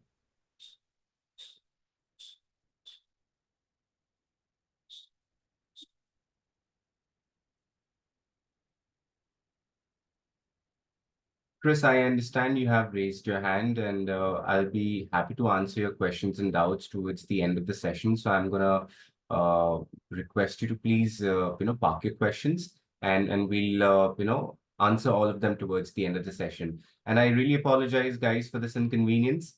Uh, Hence, I intervened again to make sure that you guys are able to understand what our trainer is teaching. So let me just make sure the connectivity is good from his end so that you guys can understand and see whatever he's trying to teach. So please bear with us for a minute and he's going to rejoin again with a better network. Yeah, right, Jeffrey. Maybe turning off the video would help. But the point of this workshop is to make sure that our trainers are available on videos, right? So that is the reason why we try to do everything in person. Otherwise, even I can switch off my video and just keep talking, right? So, but that's not the point. The human touch will not be there. So just give us a minute more, and he should be back, and we'll try and get this started soon. Thank you.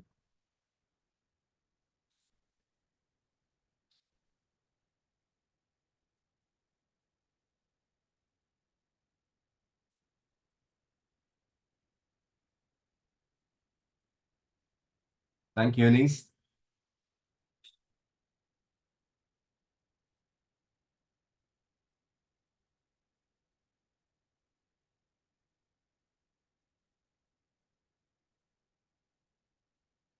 Is Priyank's screen still visible on the platform? Yep, I think he is back. Okay. Yes. Is it good now? Uh, better, Priyank. And I Hello. think you've kept your screen shared. Am I right? Yes. Yes. Yes. Awesome, awesome. So I All think right. we should So be good to go now. You can continue, yes. Priyank.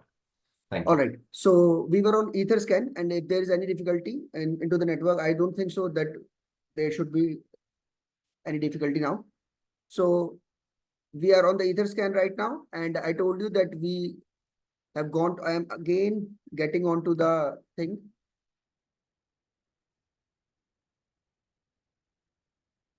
All right.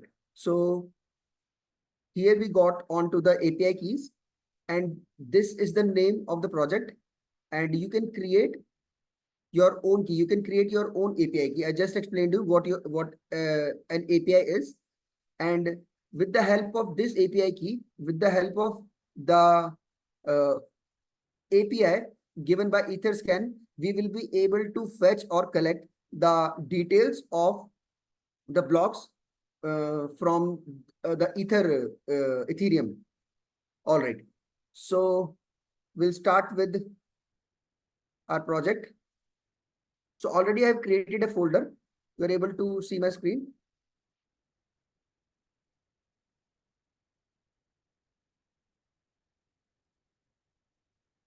All right. So we'll open this folder into VS Code. I'll go little quickly. So if you find any difficulty, you can raise your hand or you can let me know in the chat section if you find any difficulty. So the project for today is how to use AI into blockchain. So how we are going to achieve that? First of all, what we'll do is we will get some data from Etherscan, the data of the blocks, and then we'll be using that data uh, by injecting that data into machine learning, and then we'll try to come up with some results. All right. So first of all, we'll make a server on Express.js. Do anybody of you knows what is Express.js?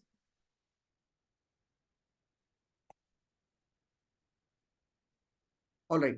So you must have heard about uh, Node.js ever before Node.js merge stack development.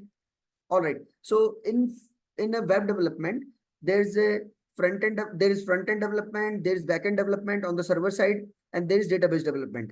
On the blockchain side, there is some there is smart contract development into Solidity. So the backend development or the server side development is done on Node.js or its framework Express.js. All right. So we are starting with Express.js. So first of all, to start with our project, what we will do is we will create a project, right? So just to create the project, we need to write npm install, and now the dependencies that we want to install, and this will create a package.json, and we'll be able to watch everything in package.json. All right, so we'll install express, and there are some more dependencies like axios, ether.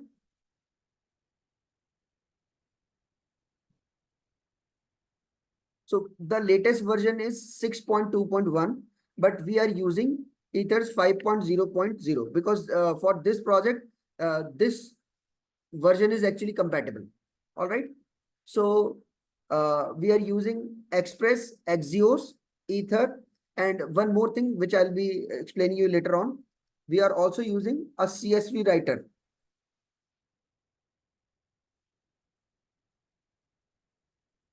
And the last thing that we are using is .NET.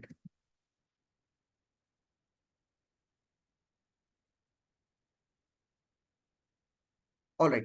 So we are installing all these things.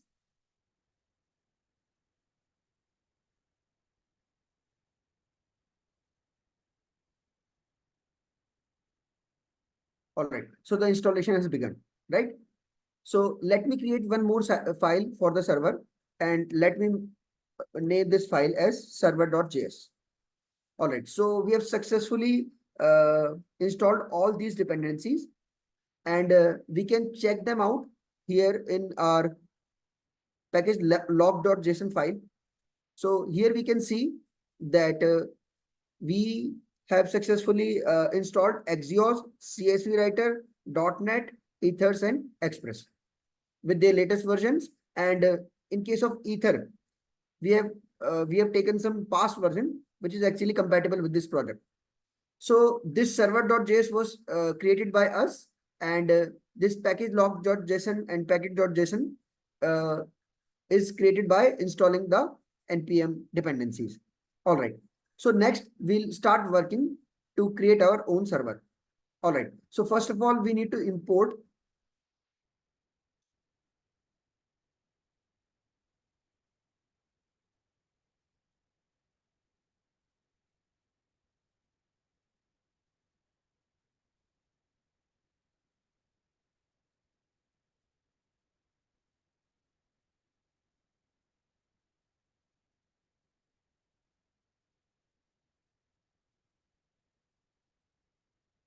require express,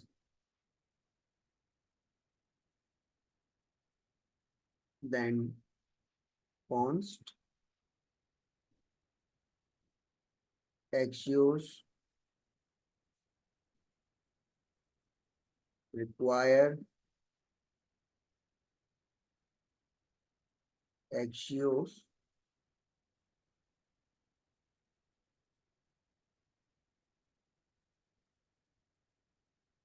So as some of you people knows JavaScript already, in the case of Node and Express, we code in JavaScript only. So you will be able to understand some of the code, and I'll try to make it as simple as possible. But what we have picked right now is a critical thing and challenging to understand.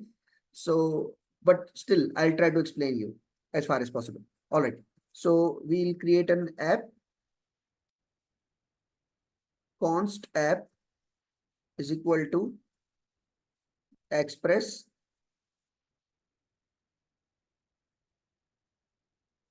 All right. Uh, Now we'll create a server app dot listen. The IP of the server will be 3000,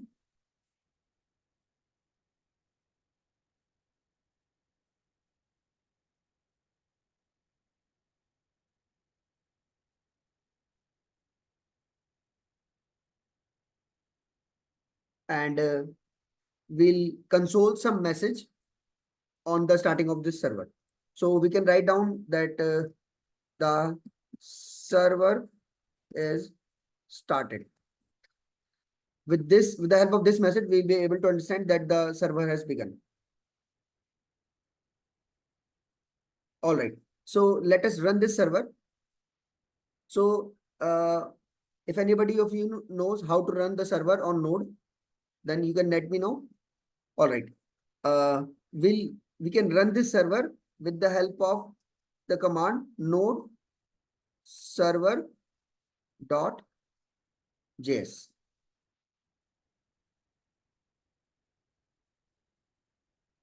All right.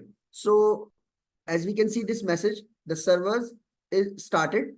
So we can come to know with the help of this that we have successfully created a server and the server is actually working.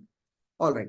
So we'll create a class and we'll be using this class later on into this project. The name of the class is the class block, and the classes in JavaScript or in C, C++ or in any other object-oriented languages are having a constructor function, right? So what is a constructor function? A constructor function is a function which gives the values to the variable initially provided to the object, right? So in the constructor function, we are declaring two variable. The name of the first variable is time stamp, and the name of the, let me make it camel cased, and the name of the second variable be block reward. All right. So this dot time stamp is equal to time stamp, and this dot block reward is equal to block reward. So we just want these two variables into our class, and we have successfully created our class. All right. All right. So the next thing is,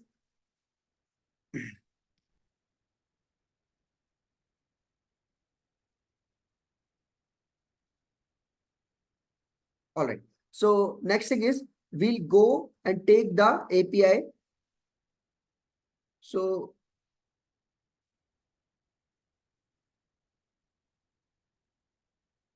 here we'll go in the documentation section, API documentation, and we will get an endpoint. An endpoint means from where we can access the API.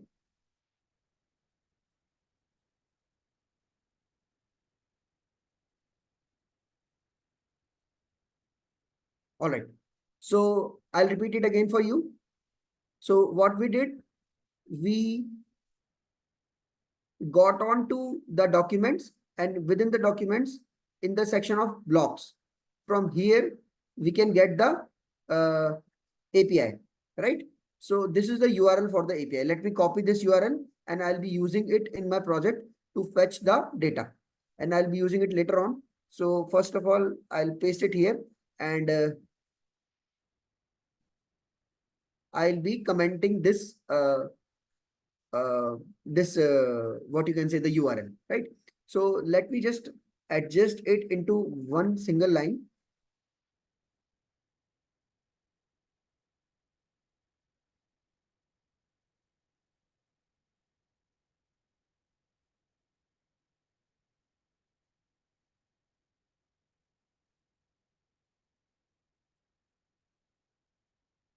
All right.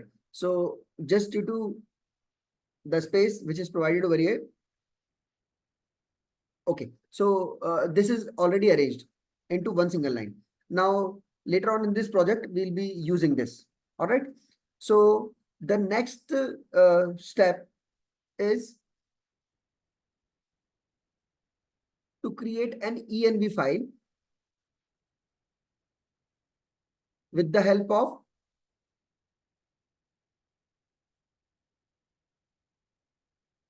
okay, so this is an env file. Here we can place our API key.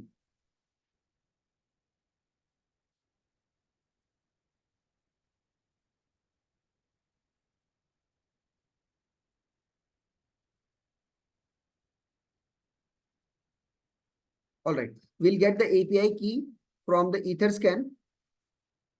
So I'll let you know again and again that today's project is going to be challenging because the topic is really tough, and the topic is that we need to understand how to how AI can work into blockchain. All right. So from here, in the section of API keys, we can copy this API key. All right. So from here, pressing this button, I can copy this API key. All right. So I'll paste this API key in this env file. All right. This is good enough. Now we'll be using this env file into our main server program.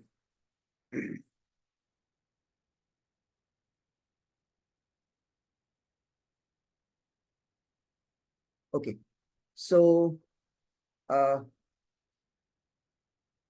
to use this env file, we also need to import dot env.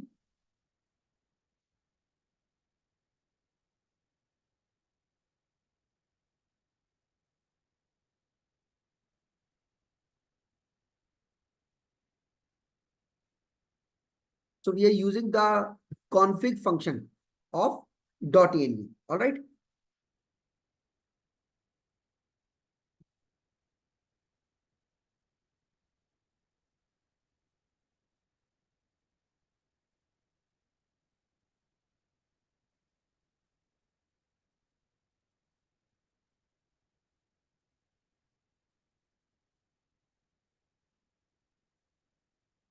Okay.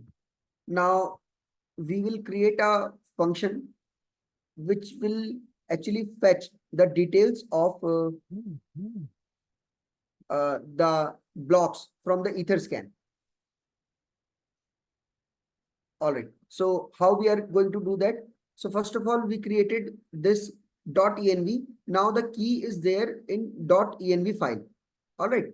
So we have already imported .env.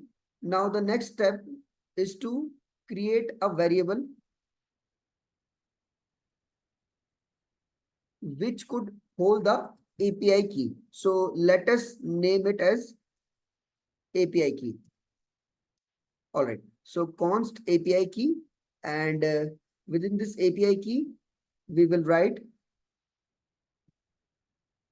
process dot env dot API underscore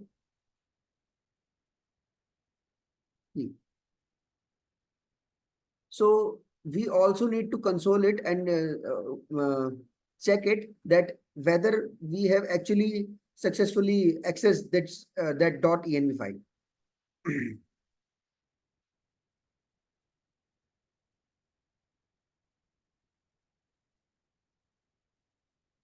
Let me rerun the server. Okay, so here we are able to observe the key which was actually imported from .env file. All right. So we have what we have done till now. We have successfully created a server, and we have taken out the key from the Etherscan .net, which is actually a blockchain explorer. All right. So what we need to do next? Now we need to build a function which could actually fetch the data from Etherscan. All right. So how we are going to do that? So first of all, we'll create an array which will be responsible to hold the details of the blocks.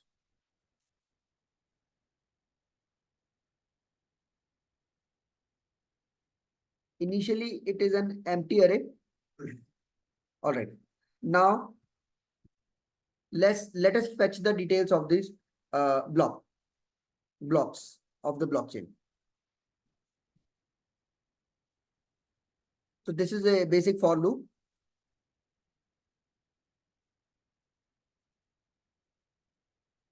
All right. So we can write any block number, है ना? But let us take the block number from the website only.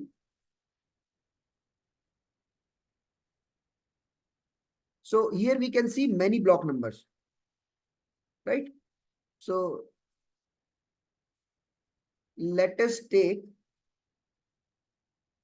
the 100th block, right? And we'll check out the details also of this block. So I copied this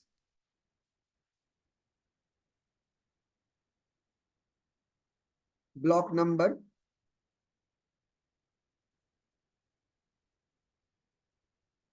and just let us check that if we are able to get the detail of this block number only lesser than, and I'll just increase the number by 1 only.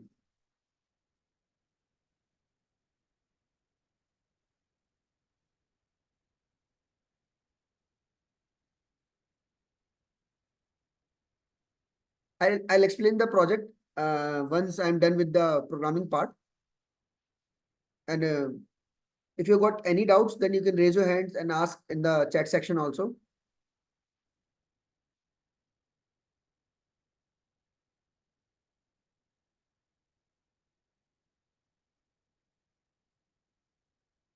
All right. So block number plus plus. So let us check if the for loop is also working properly.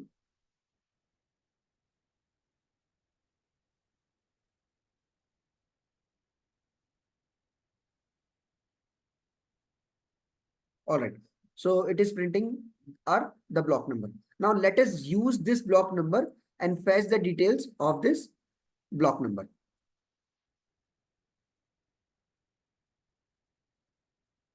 All right. So here we are going to write some big program, and that is we'll create a constant name API URL in which we are going to get the URL which we just had from Etherscan.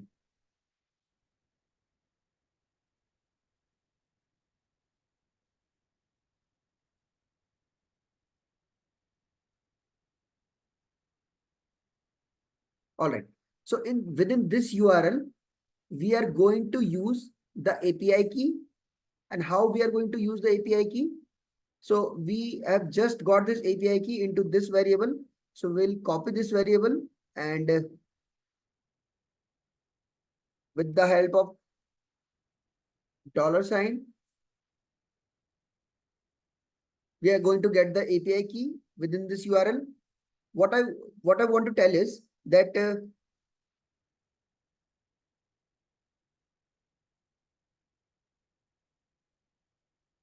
all right, let us watch this URL only.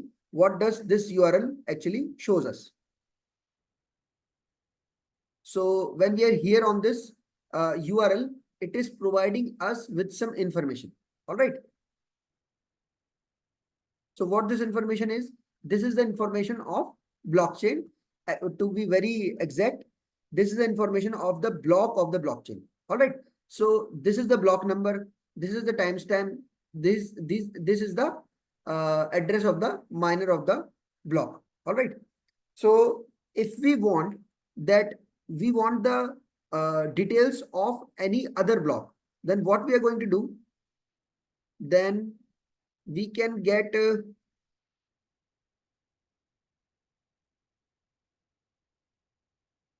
okay. For example, we want to take the details of this block, which was just created like 7 seconds before.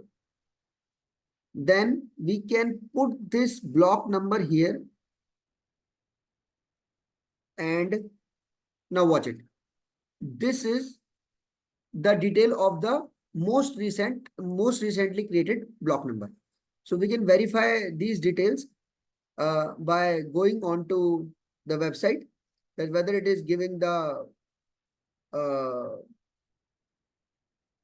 proper details or not. All right. So yes, it is giving. All right. So here we can type the block number, and here we can type the API key token or API key.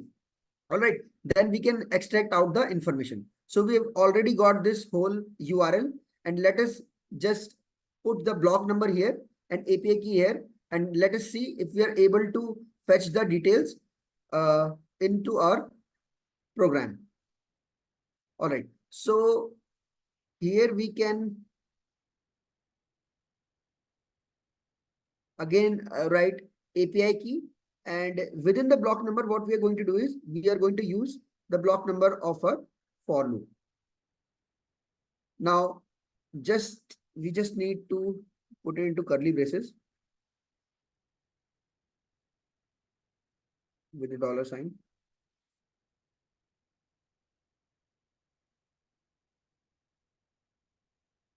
Now we need to check it out that whether it is working properly or not. To do that, we need to console the API URL.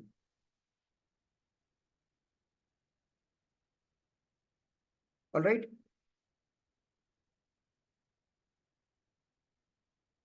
As we are getting the data into API URL, whatever the data will be fetched from the URL, we'll get into API URL, and we are consoling this API URL.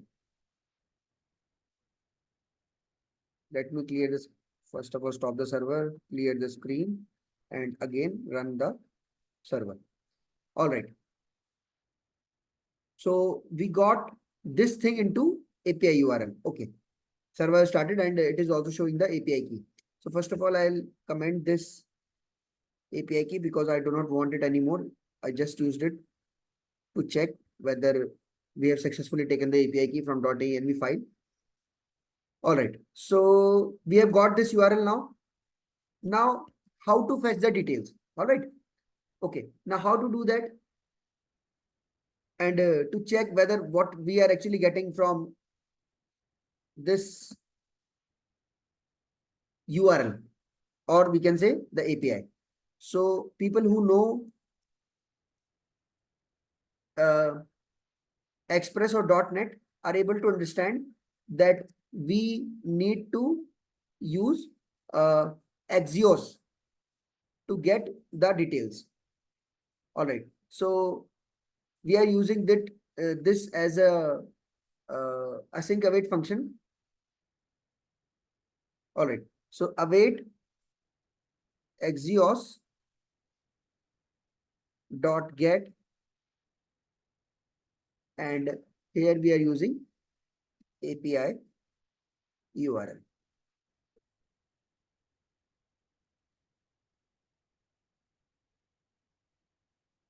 Now again console the response.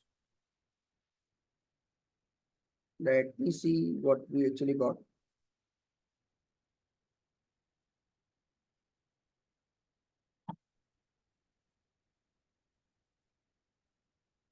Okay.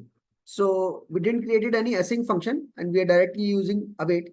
So we first of all, we need to create the async. Okay. Now how we are going to create that? Okay.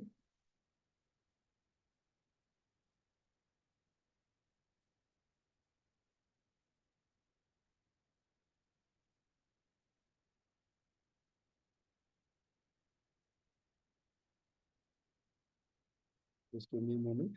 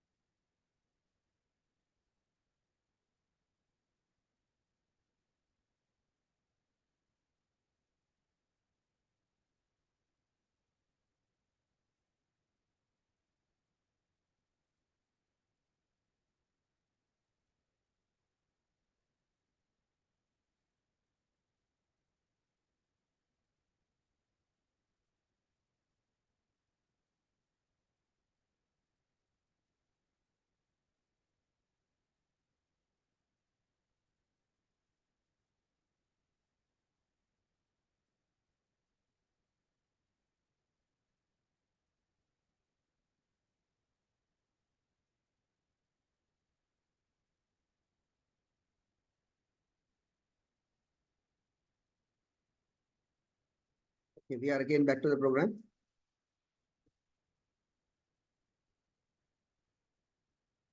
So now I have created an async function, and into this async function, the name of this function is fetch data. And what we are using try and catch. All right.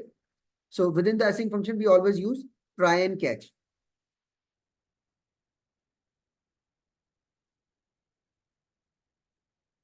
Let me just explain you the code. Okay. So uh, we have created an array. What we were doing outside the try and catch, now we are doing into the try and catch. So what this program is all about now? Now this fetch data is a function, is an async function, which is having try and catch into it. Now within the try, we created an array, an empty array, and we run a for loop. Within this for loop, what we do is we put the block number, any of the block number which is actually existing into the blockchain, and up to the block number that we want to run into this blockchain. All right. So for example, we want to run only to a single block number, and this is the API URL that we just got from Etherscan. And now we are trying to get the response with the help of Axios. We are fetching the data, and we will be now running the server and consoling the response. All right, we'll do that again now. Let me clear the screen. Okay, so we have successfully run this code in which we are fetching the data of the block. All right, so this is a huge amount of data which we got from the block, but I want to show what we actually want to get. So here we want to get this data only. All right, we want to get this data only. We want to, and within this data also, we want to be very specific. Now, first of all, we'll try to get to the response dot data. All right. So I'll again clear the screen and I'll again run the server.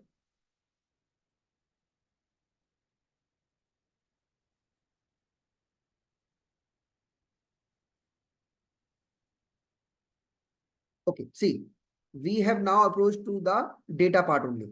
Now we need two things only. We need the timestamp and we need the block reward. We are going to fetch this data, put it into Excel, and will provide it to AI to analyze and to actually tell us or predict for us that when can we get or what will be the value of the block reward according to the timestamp. All right. So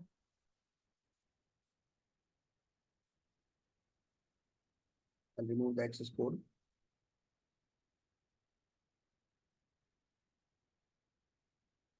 All right. So now we are going to uh, access only the timestamp and the block record. Block reward. Now, how we are going to do that?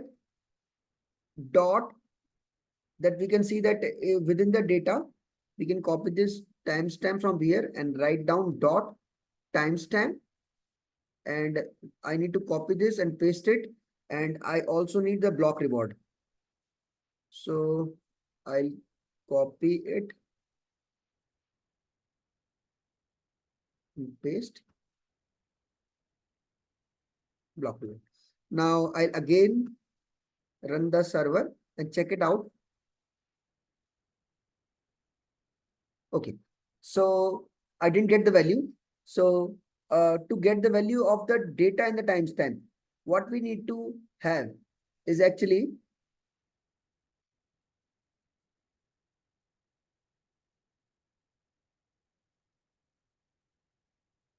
just give me a moment.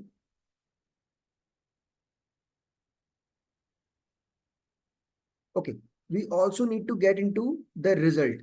So data dot result dot block reward, result dot block reward and timestamp. Let me try it again. Okay, so I successfully got the value of the timestamp and the reward. We can verify it from here that the value of this timestamp is something like 171 and the block reward is like something like 108. Okay, so I got both of these values, right? So if I want, I'm clearing the screen again.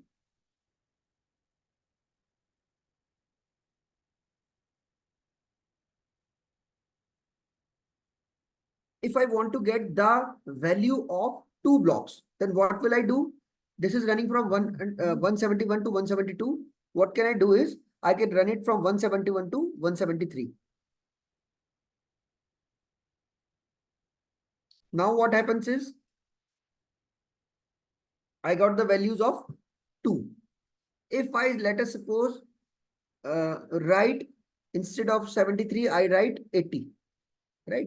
Then what is going to happen? It is going to give me the value of all those blocks which I'm trying to get. So we are successfully able to fetch the data from the blockchain. And what we are doing right now, we are getting the values of the timestamp and the block reward from the blockchain.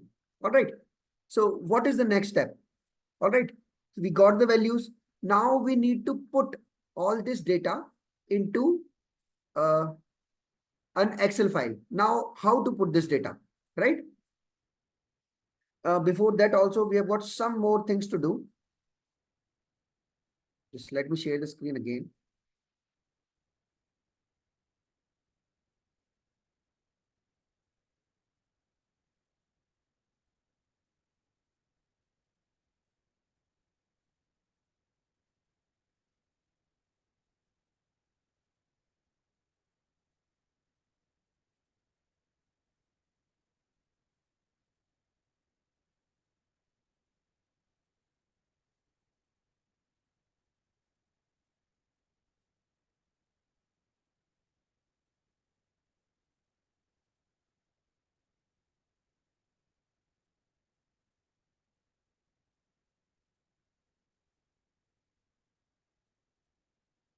Okay. Now we need to push the data in class and then we need to uh, push it into the array that we have just created. All right. So uh, what we are going to do is that we'll introduce some of the code to get the data into the class. All right. Now, how to get the data into class? Now,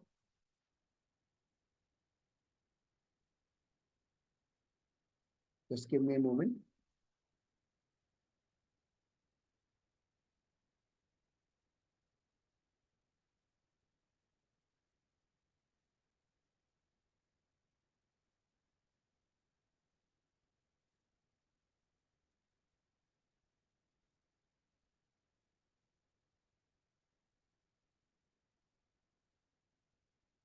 All right. So actually we have to get this code into Python also. So what I will do is that I'll try to get the code into there is conversion of this file into, first of all we'll watch them that the details we have already received on the server part. Then we'll export that or by creating a file into Excel, and we'll get all of the details of this ether scan into that Excel file, and then we'll get that Excel file and we'll put it into AI, and then we'll try to predict some results with the help of that AI. All right. So actually there is a lack of time. So I need to inject the code directly. All right, I'll try to do that.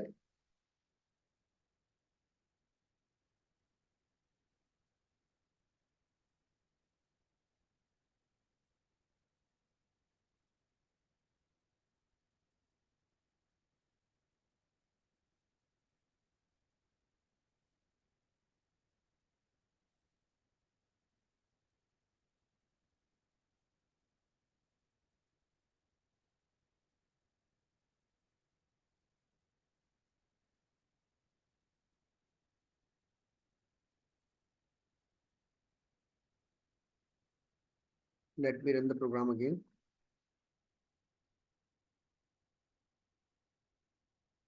523, 524.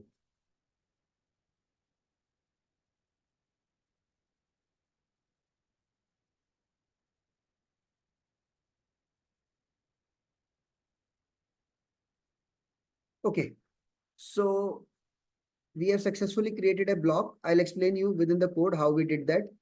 And we saw that block, and I'll explain you the code. Okay, so let us now we created a class block, right? And within this class block, there is a constructor function. This constructor function is receiving the value of two variables, and it is putting these two variables into these its own variables, timestamp and block reward, right? Now we ran a for loop from block number this to this. Now we can again, last time also I told you that whichsoever blocks we need the details of, we can run this loop from this block to the other block, right? It can be any of the block, right? Now, uh, this is the address URL, and we are putting the value of block number with the help of this for loop. And this is the API key, which is actually carrying the URL details. All right. Now, what we do in this program right now is that we are using Axios to get the response, and we are getting the API details, and we printed that just a few minutes before. Now we have created an object with the name block. All right. Here you can see into this line. What we are doing is we have created an object with the help of that block class that I just showed you. And the name of the object is a block, but it is starting from small b. All right. And we are giving these two values to this object, right? And here are these two values. This is the value of timestamp, which we got from the response, and the value of reward ether, which is there in this line. All right. Now, these two values were transferred to block, and we consoled this block. Now, what we got the value within this block. Now, this is the value of block. All right. Now, we push the data of block, each and every block, into this list of blocks. All right. And we were showing the data of list of blocks. We push the data in the list of blocks, and we consoled list of blocks. All right. So for example, if we take more than one block, so let us suppose we take 3 or 4 blocks now, and observe what is going to happen now.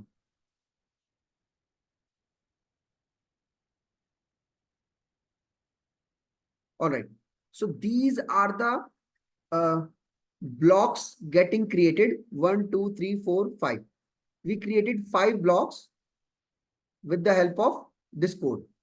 And actually, this is the real data that we are fetching from the blockchain. All right. These are the 5 blocks. And these are the values of the blocks that we pushed into the array. Here is the array. We push the value into the array and then we console that array. All right. So the last part is what we need to do is we need to, uh, we have successfully created an array. Now the last part is of this fetching of data, that we need to put this data into what we can say is uh, into an Excel file. All right. So how to do that? First of all, we need to uh, convert actually the data that we are getting now, this block reward. And let me see that. Yes, with the help of this utils, we have converted this, uh, see this line. We have converted this block reward. We were getting the block reward into way.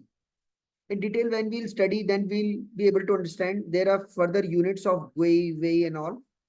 Now this is converted into ethers with the help of uh, this programming, and within this reward ether, we have converted the block reward from way to ether. All right. Now we need to put this data into CSV file. So there is a code to put the data into CSV file. And again, uh, I'll show you the code.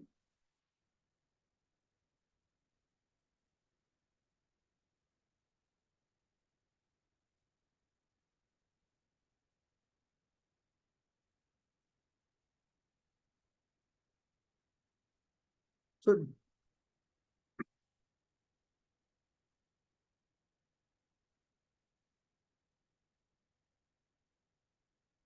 all right. So here we have imported a CSV writer. All right. What does this CSV writer do? This CSV writer take the value from an array and write it into an Excel file. I'll show you the code. So this is the code. Due to the availability of time, I have to put this code, and I'll explain you how this code is working. And you will see that there is a one Excel file being created with the help of this code only. All right. So, so this is the code which is actually writing the uh, the blocks that we are getting, the data of the blocks that we are getting. This is the code which is writing the data into that CSV file. So here we can see that there is no CSV file right now, and we have ourselves named the name of the file as block underscore data.csv. All right, I'll again clear it and run, and we'll check whether it is actually transferred to the Excel file or not.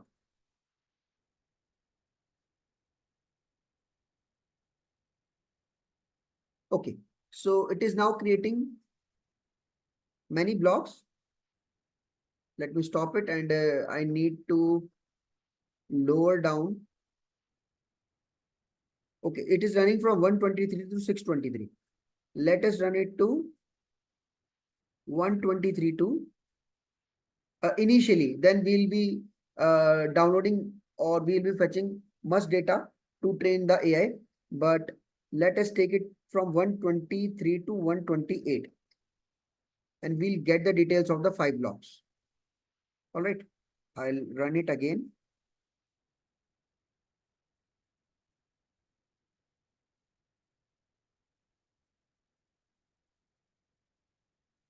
All right, so we saw the details of 5 blocks, and then we see that the CSV file is created successfully.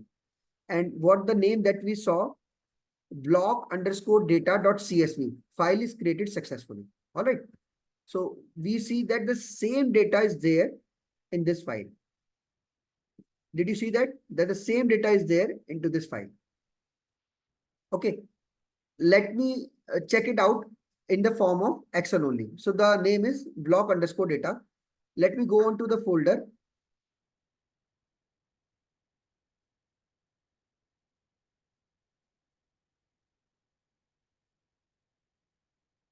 Now we can tally, if you can see from here,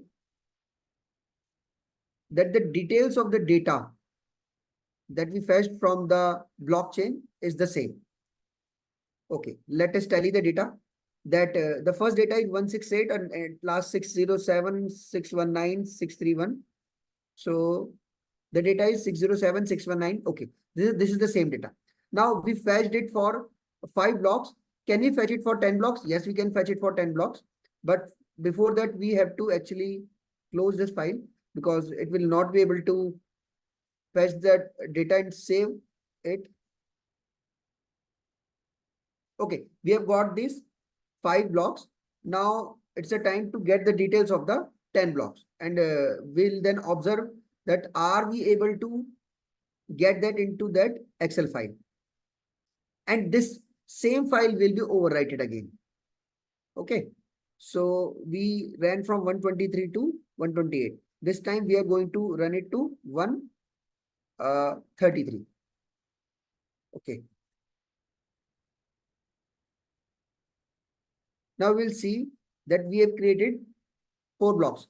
And now I'll just initiate the creation of at least 400 blocks, right? And side by side, we'll start the programming of AI. Okay. So, here we have got 10 blocks now. Let us check over here. Yes, 10 blocks are already created. And now let us check the Excel file. In Excel file also, we can see that we have got the details of 10 block, right? So here in the server side programming, it is done. We are able to fetch the data. All right. Now what we will do is we will uh, fetch the data because we need a huge amount of training data. All right. So we'll fetch the data of 500 blocks. All right. So it is going to take much time. And within that time, what we are going to do, we are going to do the AI programming part in Python. All right. So from 123 to 133, what we will do is we will do it from 000 to 9500. All right. So from this to this block, we need the details. And these details will be stored into Excel file. Okay, let me start this again. Now this is huge amount of data, and this will take almost 5 to 10 minutes to be downloaded. And within that time, what we will do is we will create the AI file. Because we need, actually this much data is also not sufficient to train AI for the machine learning, but we'll try to we are actually just doing it as a project, so we'll provide this data of 500 blocks. All right, so we are starting the server now. It will be engaged for a long duration. All right, you just keep on watching it.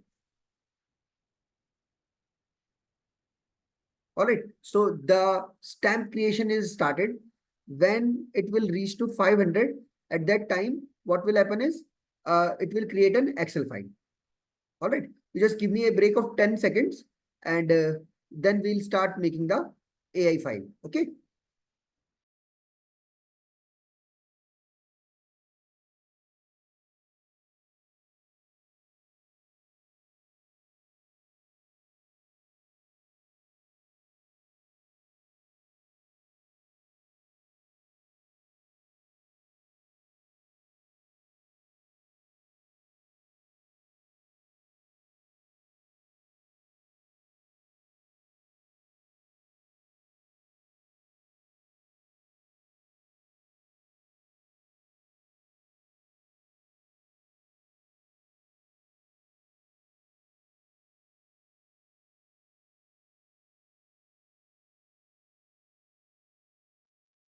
Hello, everyone.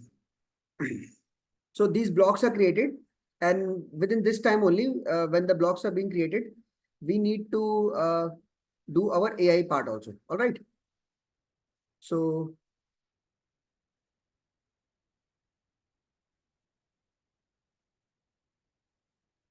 so please give me a thumbs up. How many of you are still following?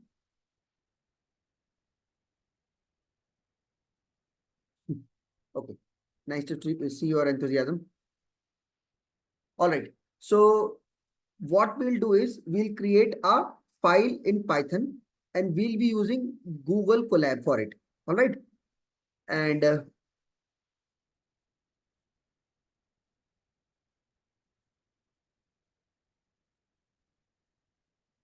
we are going to close some.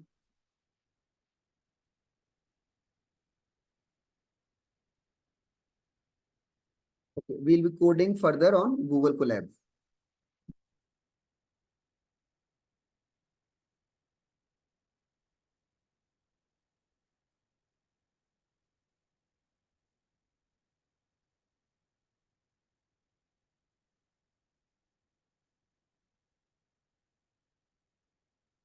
Okay.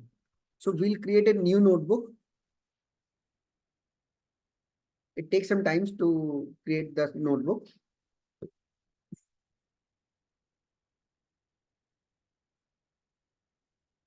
Somebody said that, sir, you can use the Node 1 for automatic reloading. Yes, I can use, but actually it keeps on rerunning and it keeps on creating the results. But I wanted to show everyone that uh, how to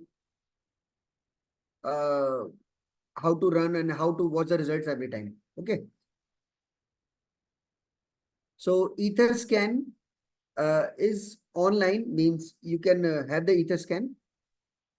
Could you provide the code as text files? That will be discussed just after the completion of this project. Okay. So we have now created a notebook. All right. And now we will start coding on it. All right. Let me share that again to you.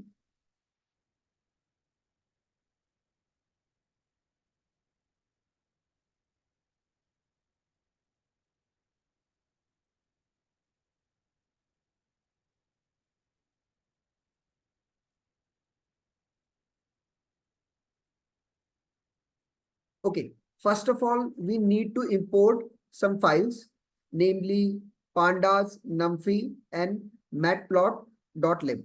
All right. So first of all, we'll import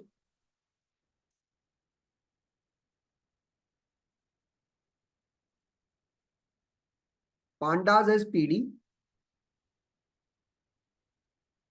pandas as PD, and import numpy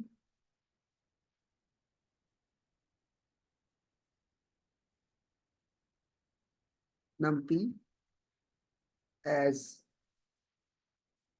np, and there is also an file to be imported.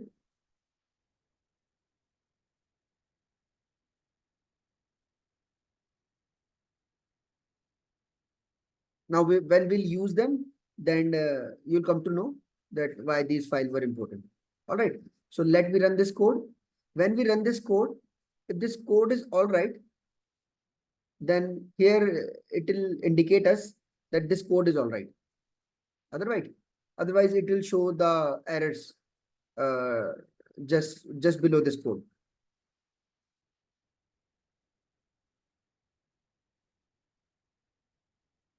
Okay. Now we need to see that how much of that data is imported. So it is still going on because we need this data now. You will see that whole of this data is stored into Excel just on the completion of this. Actually, we are using a free API over here. So just to show the key, I use the free API, and that's why the data is also coming approximately 1 block per second. All right, but there is no harm. We'll get the whole details within 5 minutes, and then we'll inject that data into our AI. Okay, so we need to create download file. Okay, whenever we need to write the text, you can click on this text. For example, if I want to write the text over here, I wanted to write the text. For example, if I want to write importing,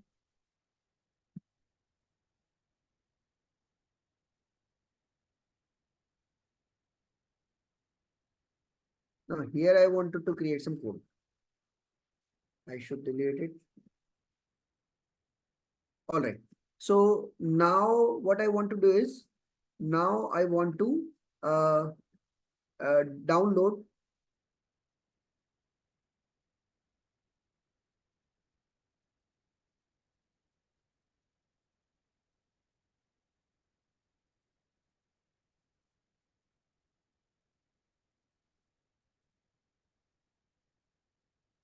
Now I want to download the file that I'm using. Okay.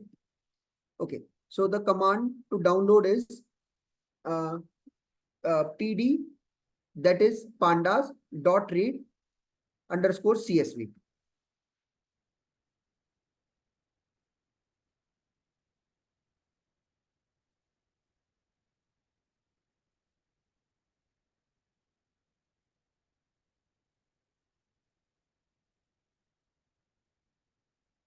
Here in the bracket, we need to write the name of the file, and the name of the file was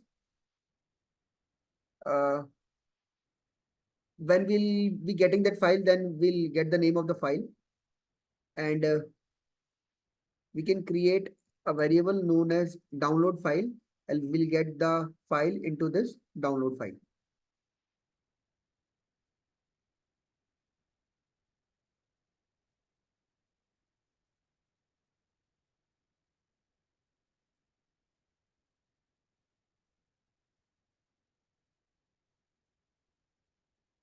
Okay, so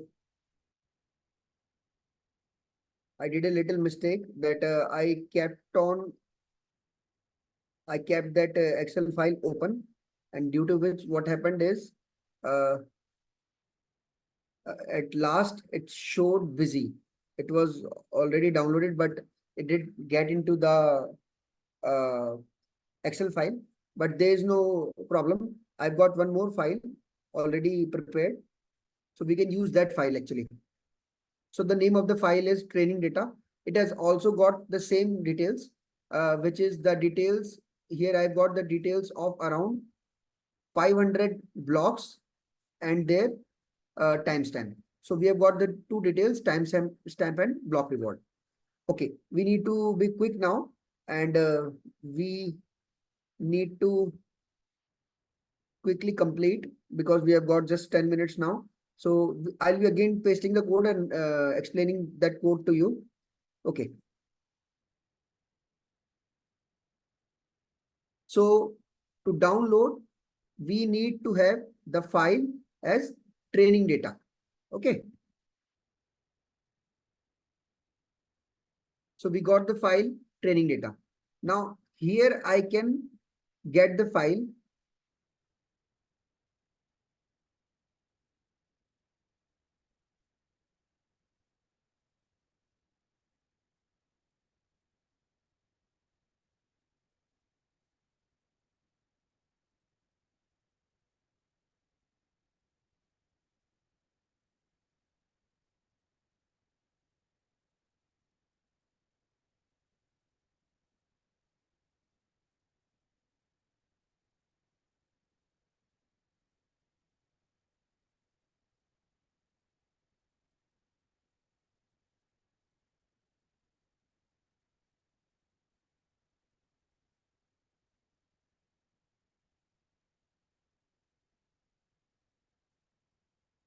Okay, I got this file with the name trainingdata.csv.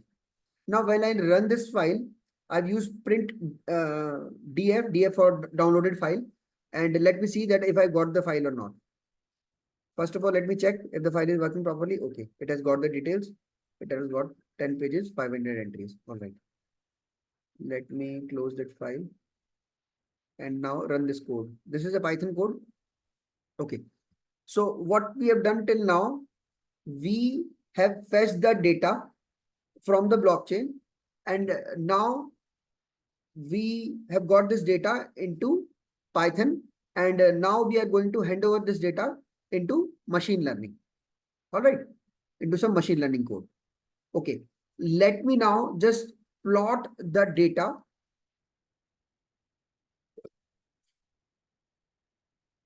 I'll have some more code. Into this code, I'm going to plot this data. What I actually fetched from the blockchain, I'm going to plot this data. So in this data, okay, so this is the code for plotting the data. In this code, on the x-axis, so this was the x-axis, we have got timestamp in seconds. All right, this is the timestamp in seconds. And on the y-axis, we have got the block reward. All right, so on the x-axis, there is timestamp. On the y-axis, there is block reward, and we have used the color red. If we wanted, then we could have used any other color also. All right. So this is the data.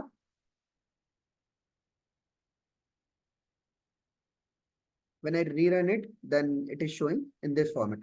So, so this is the graph which is created by with the help of the data that we got from that sheet. All right. Now, again, what we need to do is we need to use a ML model to predict. All right. We need to use an ML model to predict. So not taking much of your time.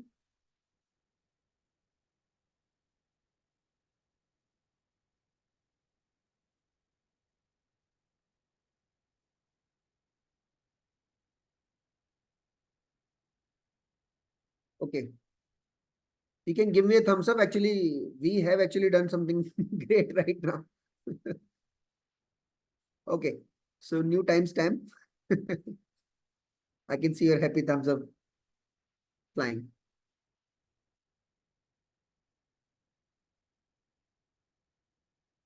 Just within the next 5 minutes, this project will be completed. And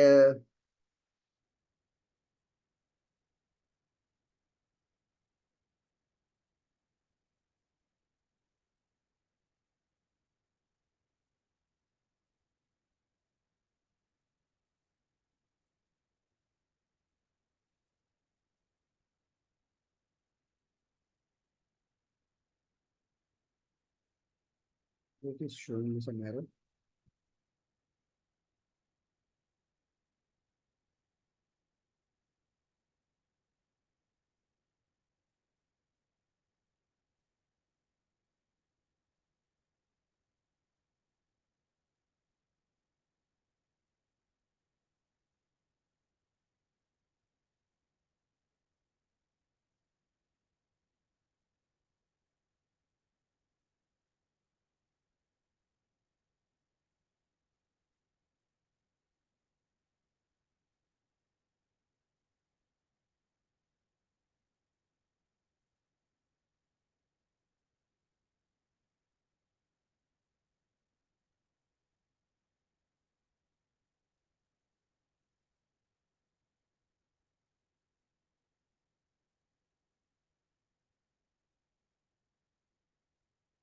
Here the model is not defined.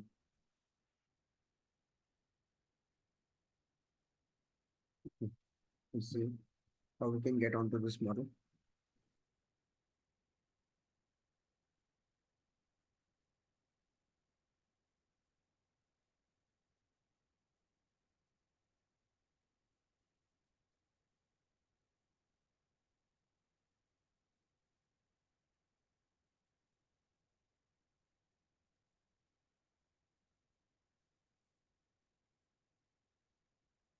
Just give me a minute.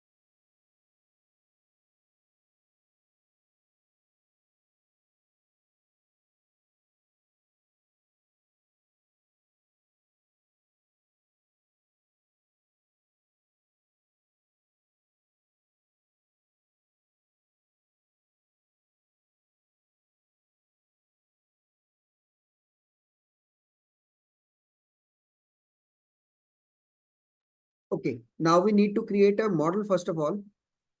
We missed that step, and we are now going to create the model first, then we are going to use this model.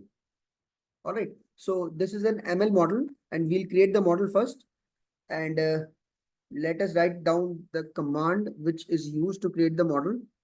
And the command goes like this: model is, this is the name of the model, random forest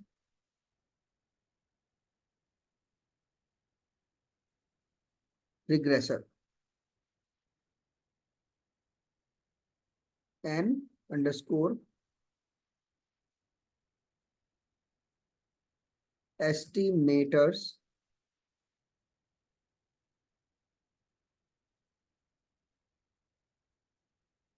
Now later on, where we will go in details, then we'll explain you there are different models into machine learning, and soon you will be able to understand that with the help of these models, we can actually train the machine. We are providing this, what you can say, this data to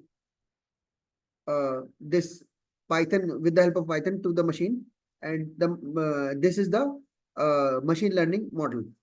Okay, model dot fit df dot timestamp dot values dot reshape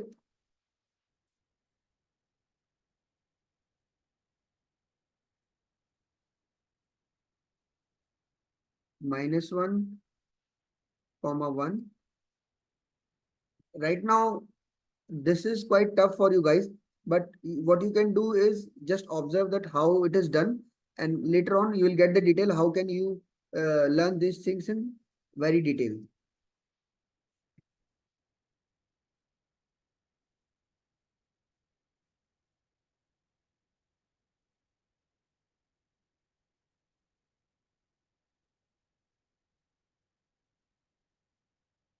Okay,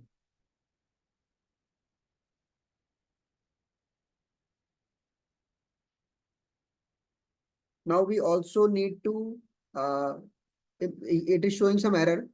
We also need to import a file with the help of which we can actually access this model. So from sklearn dot ensemble, we need to import a random forest regression. This is the name of the ML training model. So we have imported from sklearn.ensemble, we have imported random forest regressor, and we are using this random forest regressor. Now we are able to see that there is no more error now. Let me run it for you. Okay, so still there is some error. Let me check what the error is. Random forest regressor, random forest regressor. the estimators random dot state. There might be some spelling error. The project is just of 2-3 minutes more.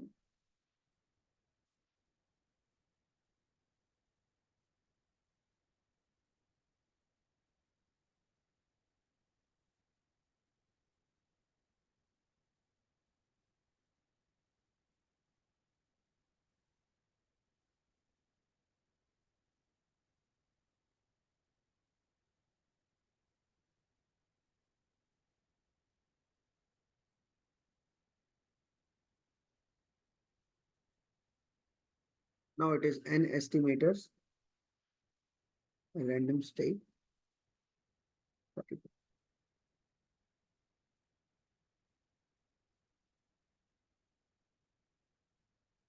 Okay, okay. There's very little error, and the error is I imported it, but I didn't run it. Okay. Now the error should go away. Yes, this was the error actually. Okay, now it is successfully running. Let me enter the next code, and the next code I will be writing it directly because we are already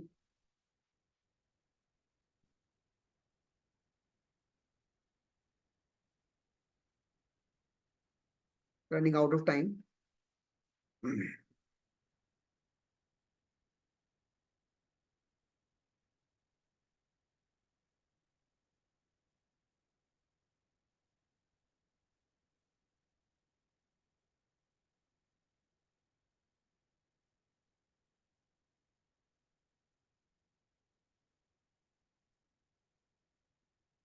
Okay, so in this step, what we are doing is we are getting uh, we are getting the value of, for example, this is the last value of timestamp, and this is the last value of block reward. So here we have got 16878555667, right? And here we have got 670. So 667. All right. 667 means this is the value of last last timestamp. Now let us enter the value 668. All right. Let me see that if we can get any result out of it. Okay. So it predicted a block reward of this, right? If you see over here, so we are getting the value of block reward uh, in between uh, almost 0.1 to zero point 0.3, right? So it is saying that at this timestamp, the value will be around 0.03. It will be something around here. All right. Can we see that on the plot that we got what the value we got? Yes, we can do that. So we'll inject some code which will actually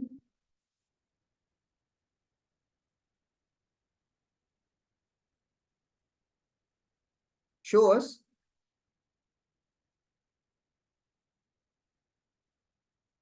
All right. So we are going to inject the code.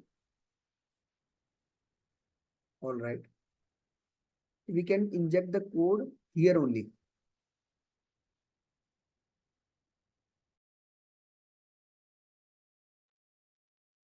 Now let us see what the result.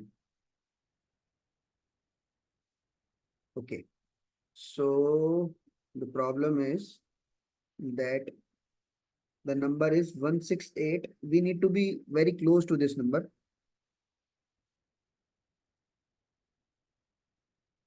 Okay. So let me run it for this number. Okay.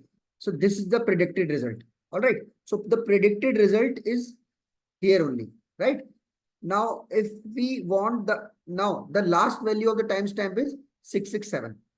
For example, if we enter the value 670, all right. So this is the timestamp going on. So 670 will be here only, somewhere here only. So if we enter the value 670, let me see where do it predicts.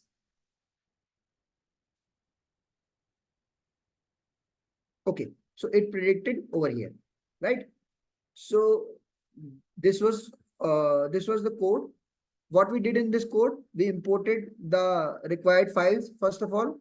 Then we imported the training data that we fetched from the blockchain, and then we created a graph for the data that we just fetched from the blockchain. Then what we did was, in this line, we used a machine learning model. We used a machine learning model which could take the data, and with the help of which we can predict what the next. So in these two lines we use machine learning, and these lines we are actually using that, when the machine has learned how to predict the data, or it can now predict the outcomes.